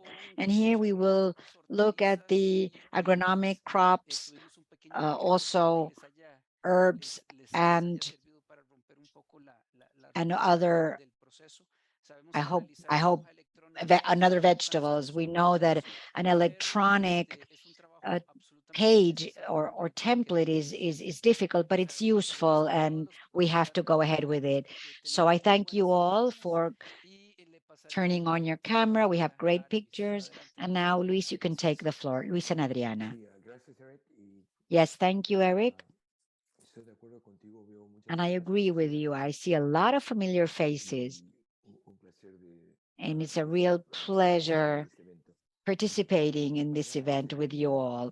Now, for the second priorities review, in terms of vegetables and herbs,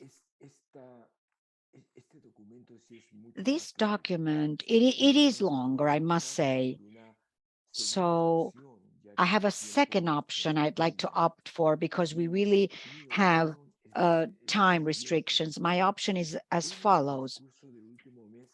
During this last month, we've already worked on some observations on what possible crops or vegetables and herbs could be the first priorities that come out of the Latin American region. And this is, of course, depending on the following criteria. And I repeat this, if there are solutions, possible solutions, or active principles or active ingredients, if there is no Codex MRL, or if there are already field trials done, already MRL Codex or established in some countries like this area, the economic development countries, or if you have industry, let's say, contributions that are adding to field trials, or if there's priorities in the region, what's most important is that if the initial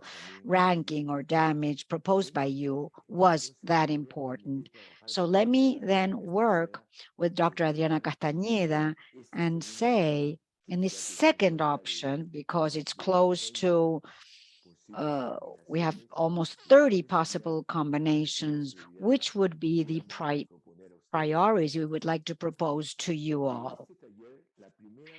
Out of this workshop, the first priority we'd like to propose is the control of Alternaria in tomato. Adriana, we are in vegetables and herb ranking. And why Alternaria? There's a possible solution, which is floral peacock samid. There is no Codex MRL And there are studies that have been done in some countries, and its registration has already been supported by Chile and Colombia so far, and the data it will be reviewed shortly. So the IR4 has data for other types of molecules, including the one that is being indicated here as a possible solution. And so because of the ranking, the initial ranking, we'd like to propose this crop, which is tomato, and the control of the pest be the first option, unless, of course, there's any other comment in that regard. Once again, and I repeat this, we are not ruling out other options. We are just bearing some importance in those solutions or crops or combinations, pests, etc., where the global minor use project can do those necessary field trials to complete maybe these studies that will be delivered to Codex. We'd like to propose as a second option then, in terms of this, the control of weevils. Just a second, please. And our Mexican colleagues, which is the cactus, it's a special type of cactus in scale. Some people say that it looks like a pear, a prickly pear, which is really not at all related to that, but there are possible solutions, as you see here, thiomethoxam and the HRIN with no Codex registry, but it does have a registry in Mexico, maybe not necessarily to control scales in the prickly pear. Brazil does have a registration, and there's data too available for lambda cyhalothrin. Just a second, please. Just a second.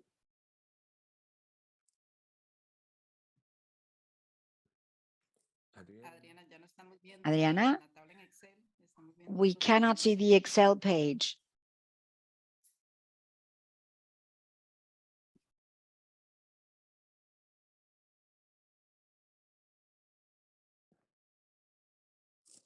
Just a second, please.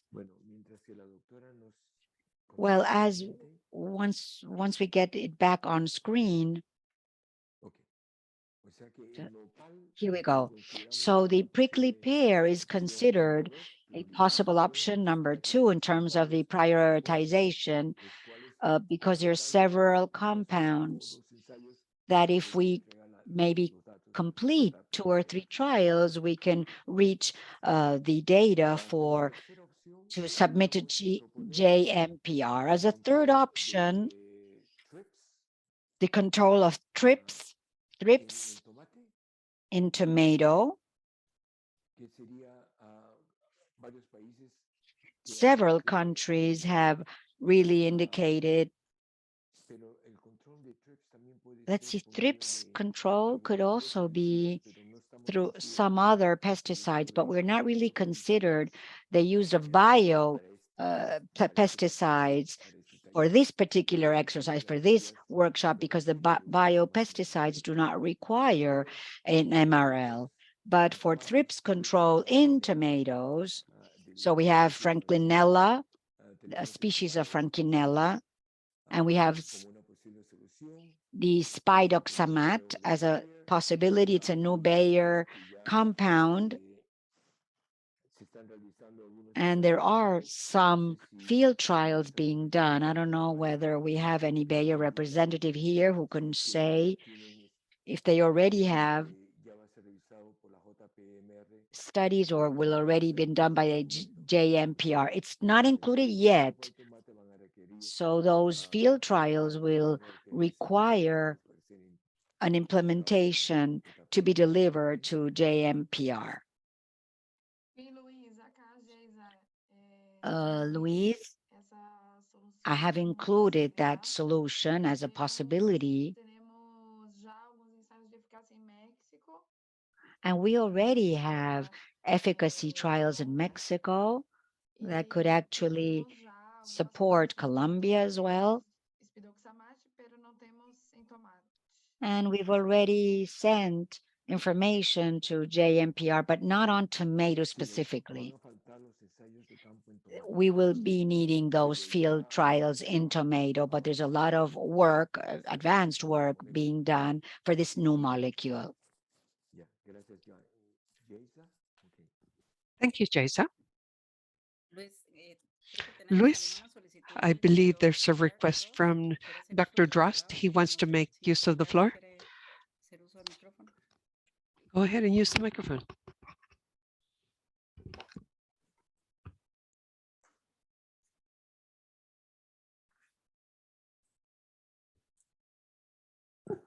Dirk? Dirk, go ahead. I think it's at the end of this exercise Okay. that he will need the timing. Thank you.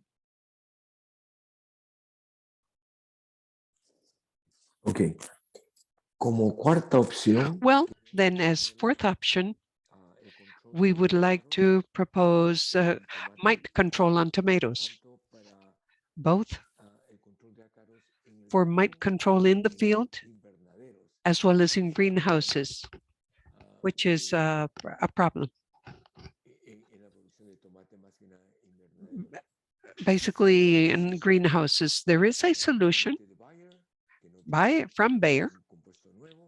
It is there is no new ingredient. So we could propose that the fourth priority be this, but we will call for the support of the company to provide field trials. Option number 5, to control capsicum.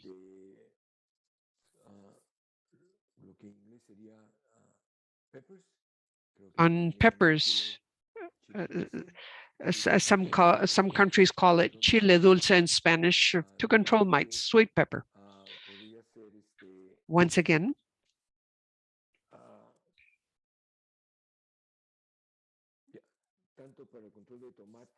this could be to control. This could be a combined priority, I believe. We could leave it as a fourth option to see if possibly this new active ingredient could also be effective to control mites and sweet pepper, okay? So Adriana, let us add this as 4B or 4A, I don't know. I don't know if you understood what I meant.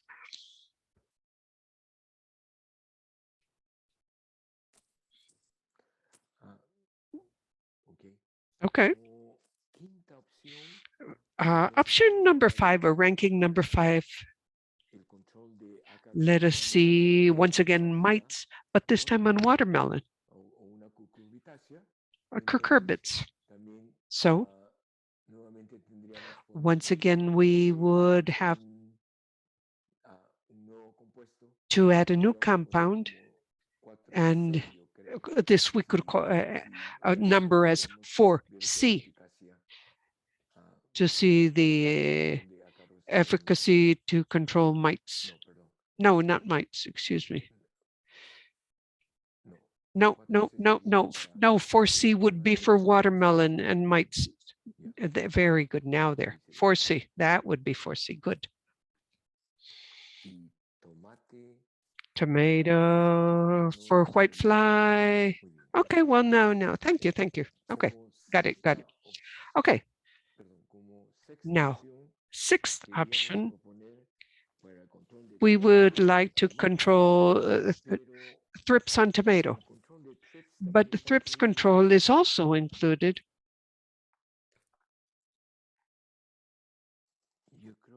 I believe that was already included on a prior list.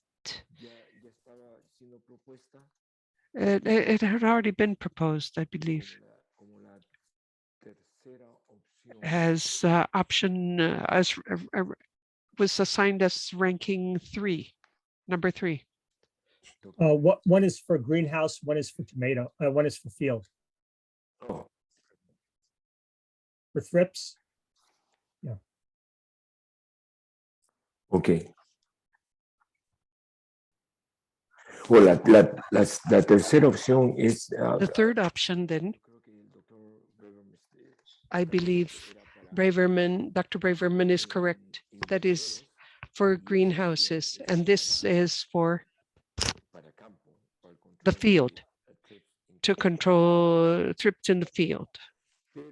Okay, but it's the same chemical. Okay, same chemical. So these could become a 3A and 3B maybe?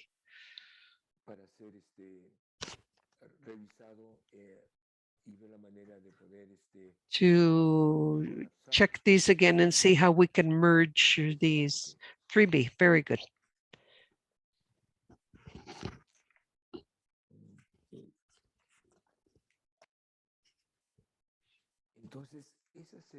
Okay.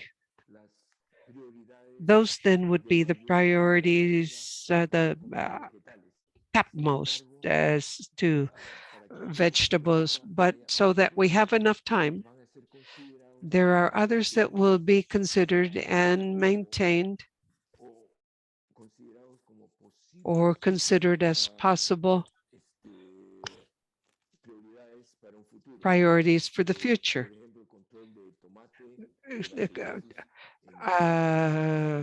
Acidiosis on tomato, that was ranked as number 1, alternaria on tomato. We will keep this as the second group of priority because there are no solutions. Fusarium on tomato, well, from Argentina,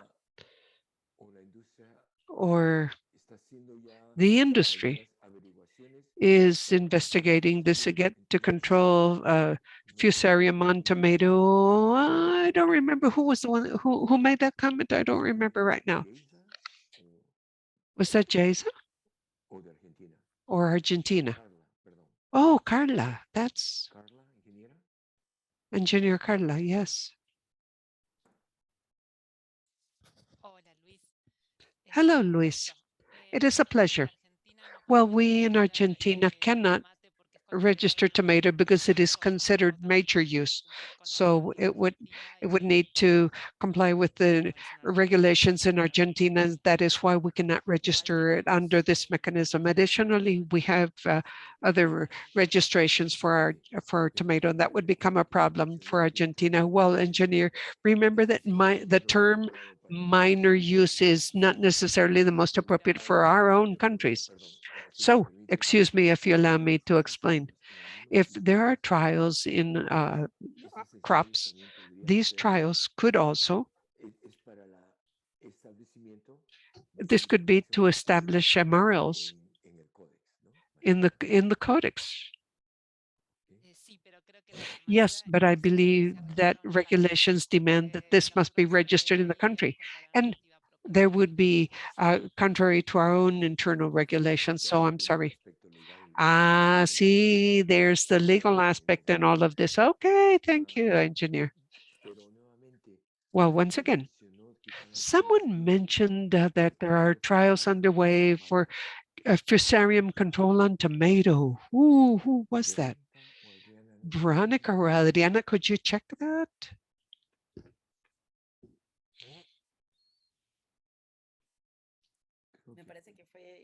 I believe it was also Carla Seferino from Argentina. Carla Seferino from Argentina. Are you also just checking fusarium control on tomatoes or plant crops, vegetables?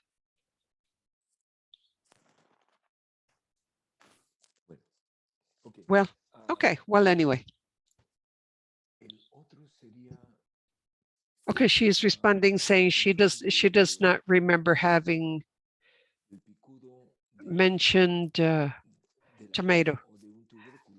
Now we have another one of on potatoes in the Caribbean, but there are already studies of several compounds. So that could be information that could be shared with the countries of the Caribbean. And trips and chili pepper. Well, this is already a priority. But in the Caribbean, it would be to control trips in the field and in greenhouses.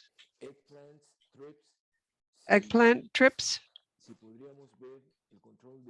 If we could see trips control on tomato, eggplant could be part of the group of these group of vegetables, fruits and vegetables, excuse me, because tomato is a representative crop. Lettuce,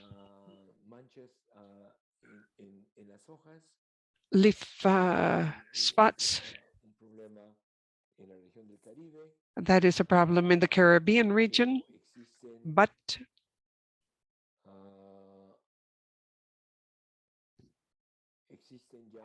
there are many fungicides registered with Codex MRLs. So we would like to know perhaps from Jamaica and Trinidad and Tobago as to the disease itself, or the species, or the disease that is causing these lettuce tomato spots. And the same for leaf miners on basil, an herb. There are already some substances, spinosad could be one of them, that could be registered. And the same for tomato, the leaf miners on Tuta absoluta. I believe there are already several compounds that have Codex MRLs. So let us try to summarize this table of vegetables and herbs. This is a bit more complicated, but we want the control of alternaria on tomato. That is number one, scale control on prickly pear. And since these already have solutions and many studies underway under 3, that we have a combination 3A, 3B, 3C. These are all, I believe, for trips control in the field or in greenhouse. We have 4.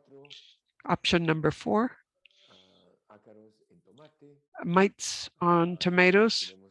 Then we have the last option, which would be, I believe, watermelon, cucurbits, and to control mites also. And lastly, for sweet pepper, which would be the last there.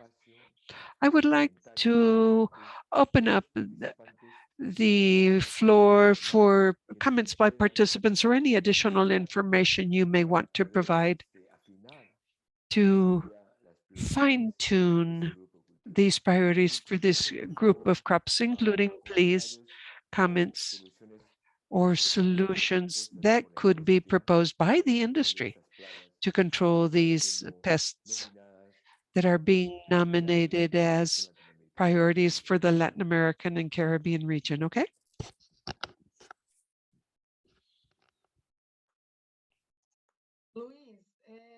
Luis, I would like to better understand the next steps, if you don't mind. Okay. Guys, let us leave that question until the end before we end the workshop, because it is a very important question. But for the time being, I would like to know whether there are any comments. What we will do basically is summarize the top priorities for each of these groups, and we will assign them as priorities 1, 2, 3, 4, the ranking 1, 2, 3, and then the second category group, and some that we have already discarded because they already have Codex MRLs. Okay, I really am sorry. We do not have enough time to discuss each of the priorities, particularly in the vegetables and herb ranking, but that would have taken way too much time. Are there comments in the chat? The last comment was the inclusion or the possible consideration of anthracnose on papaya. And I believe that the doctor already included that in the comments.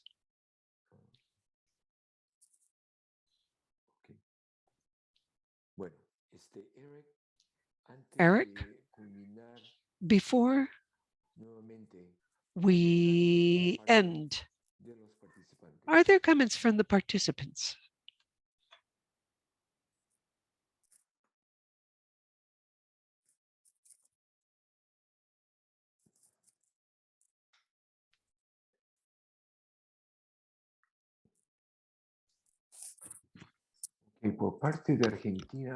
Well, Argentina, Quincy Bart says that anthracnose in papaya is a devastating disease, especially during storage. That is, well, anthracnose needs to be controlled in the field, obviously, but it is also a post-harvest program. So we should consider investigating how to control or minimize the presence of anthracnose on papaya while in storage or processing. I don't think papaya is stored for that long either. Well, I believe there was a hand raised from Carla, Argentina. Okay, engineer, go ahead. Yes, thank you. I have some doubts as to watermelon. I do not see the possible solution for that. Okay. Based on information indicated by the industry, there is a new compound from Bayer. For the time being, it is coded, and normally when the industry has a active ingredient without a name, they just give it a code. So they are running efficacy studies in several crops, including tomato and cucurbits. However, IR4 has run 5 different trials for a compound, an active compound, protoximate, but that has no Codex MRL. Avamectin also, there are some, but both compounds do not are not. So there are possible ways to control mites on watermelon. Let me repeat again: fenproximate and avamectin. Avamectin, as you will know, is a neonicotinoid, but has an MRL established, including in the European Union. Okay, perfect. Thank you. Thank you. I just wanted to know whether there was registration in Argentina, and in the event we do anything, it has to be registered, but Bayer is confirming that they have already presented for registration, submitted for registration in Argentina. Okay. The table indicates, yes, that they have requested registration in Argentina. Yes, wonderful. But I am considering efficacy studies, and they are planning to send the information to Codex. Okay? Tenemos un comentario si una There's another comment. If there's any possible solution for whiteflies in tomato. Well, it has some years now. I mean, it's been around for some time. There are biopesticides to control the white fly.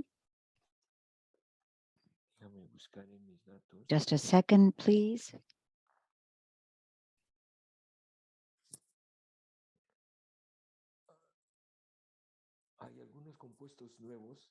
There are new compounds that are being performed and used both in Canada. Canada has 4 studies that are underway with no Codex MRL, and Canada's work is being done together with IR4 program.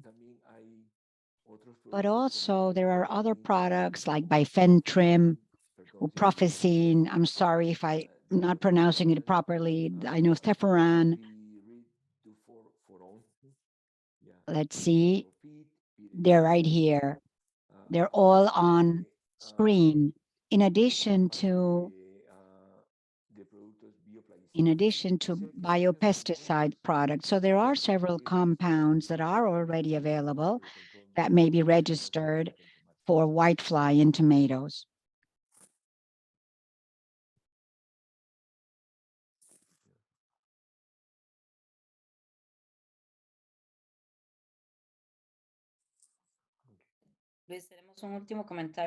We have a last comment by Michael in the chat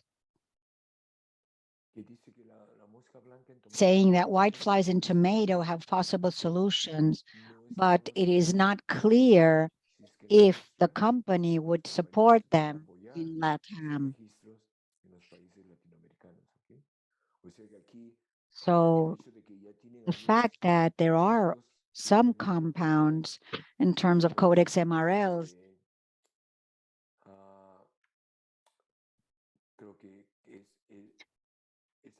again, I think it's something that countries should, or companies rather, should have to check with the regulatory bodies because it is still a problem for the control of such pest in some crops. Whiteflies also in chilies, in tomatoes. So it is really a pest that has a lot of reach because it does damage a lot of crops. Very well. Eric, if there are no further comments. Luis, I have a comment. Yes, there is a comment. Should I take out English or 4B Spanish? in this line then? Should I delete this? 4B in here? Sí, sí, no estaba siendo propuesto. Let's see. We're talking about whiteflies. It was not proposed as one of these or suggested as one of the priorities, but it will still be considered if there are, of course, no solutions for the future. Okay. Very well.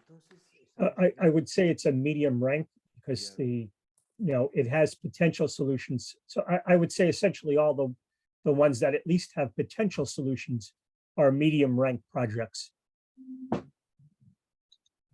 And so the whitefly tomato would be in that group. Correcto. Yeah. Muchas gracias, Dr. Braverman. Thank you so much, Dr. Braverman. The fact that we've not had the chance to review each one of the priorities, it does not mean that we will rule them out. I mean, they will be within a priorities program for Latin America and the Caribbean. Thank you very much. Eric, I think we're all close to the end. I think Dr. Drost had a few things to say, or maybe Adriana Castañeda and Veronica, chemist, had a few things to say, maybe Veronica and Adriana, or Michael even. Next steps. Yes, thank you, Luis. In the program, we have Dirk Drost, who's the chair of Minor Use Foundation, who will actually be closing the workshop, and also he will speak about the next steps. But before giving the floor to Dr. Dirk Drost, I would like to ask Veronica or Adriana if they have any comments, any specific comments in terms of the process, in terms of the possible alternatives or even priorities. This was not in the agenda, but we are flexible enough to include it. So Adriana or Veronica, if there's anything you'd like to say in this regard.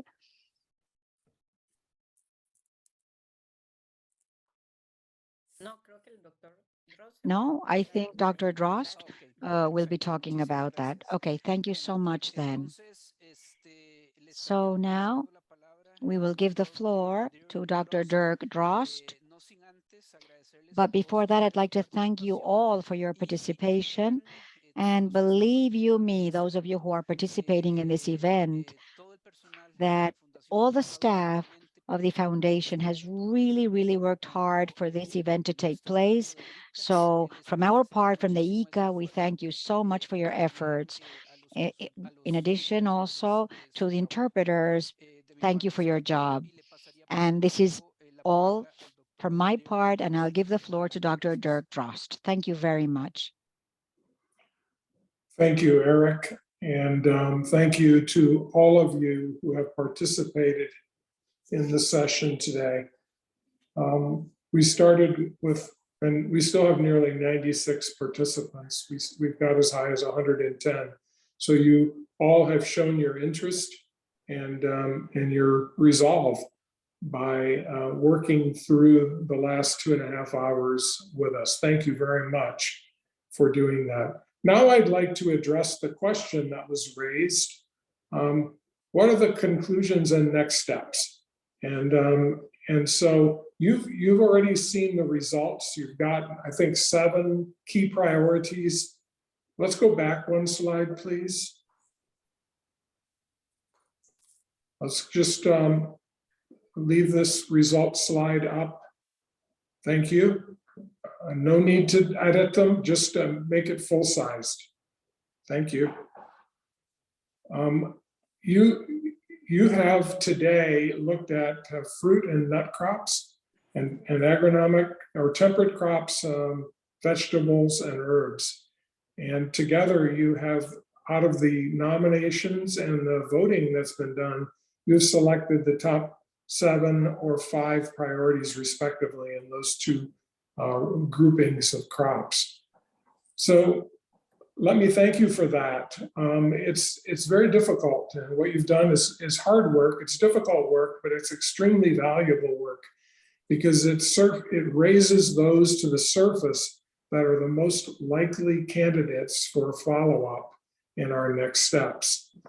It also gives us a clear indication of where your interests are and where the challenges and problems remain.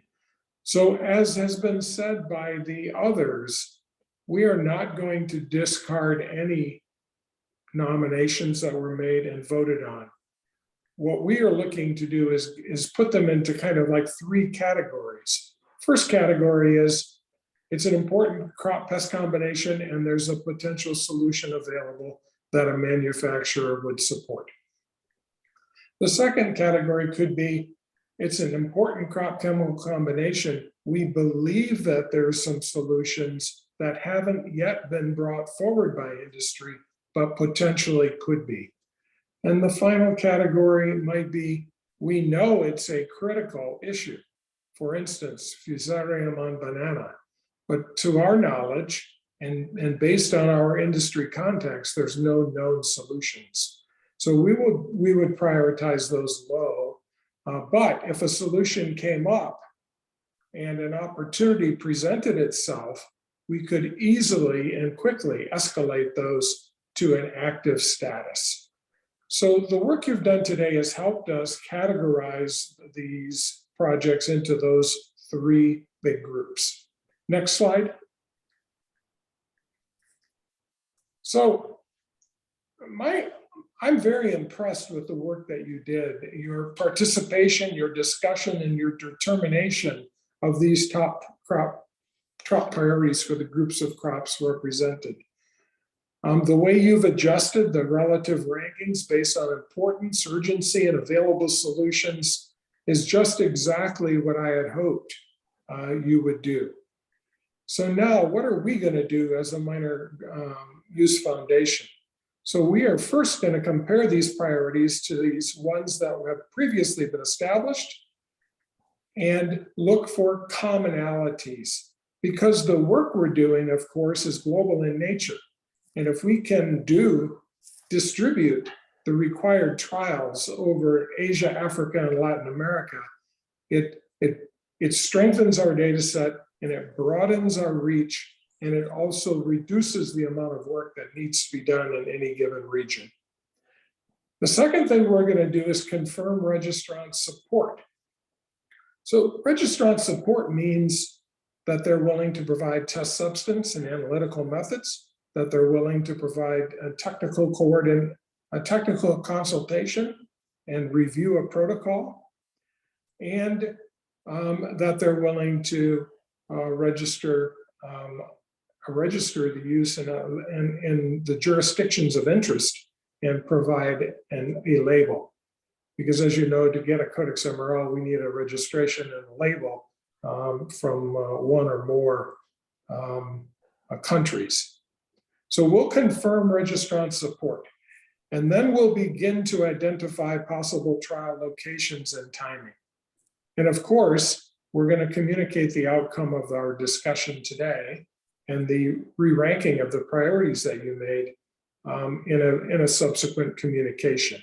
So these are some of the things that the Minor Use Foundation will do now that you have helped us group these priorities into those three categories that I've described earlier.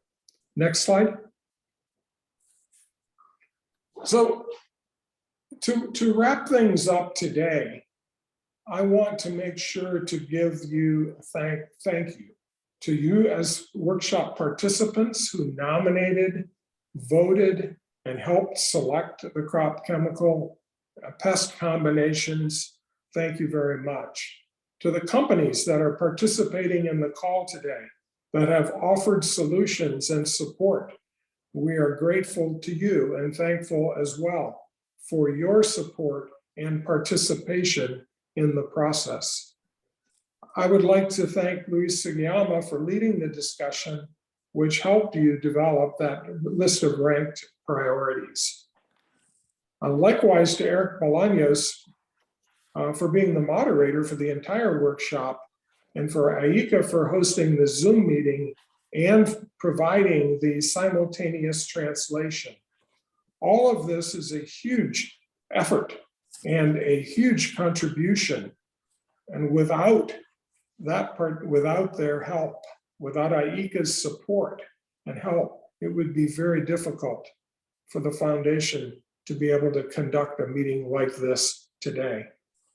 And of course, I would be wrong if I didn't acknowledge the Minor Use Foundation staff and their contributions. Michael Braverman with his presentation, our technical coordinators in Latin America, Adriana Castaneda and Veronica Picadou, as well as our communications and web manager, Shannon McNamara, for their preparation, presentations, workshop materials, and communication. And whenever you do this, you always miss someone. And my apologies if your name didn't appear here and you made a significant contribution.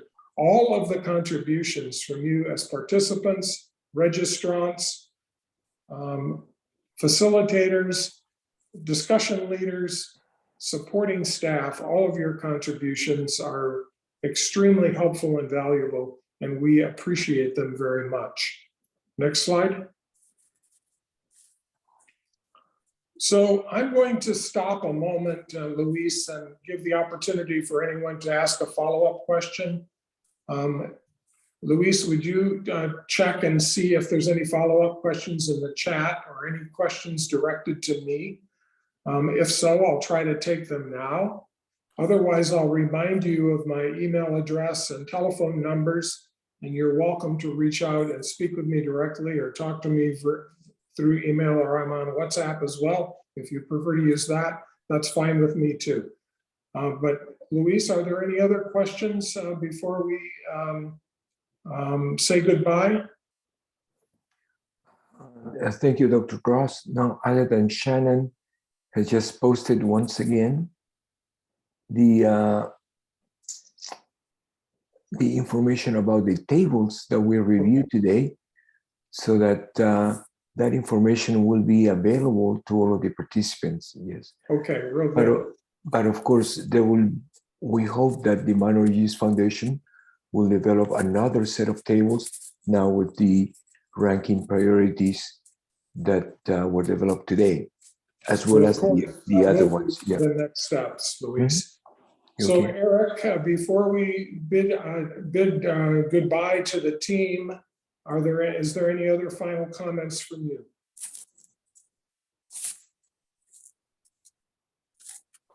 Gracias, Dirk. No, Thank simplemente. you, Derek. No, I just like to thank you all. I'd like to thank you for the great collaborative work we're doing together between ICA and Minor Use Foundation. And thank you once again, all the participants who were with us today, almost 2 hours and 40 minutes. Thank you so much.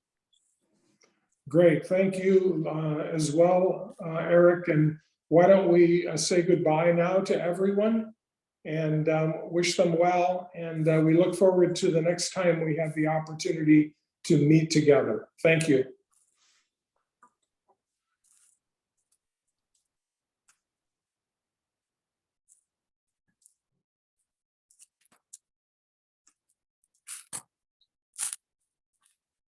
Gracias a todos. Buenas tardes. Thank you all. Good afternoon.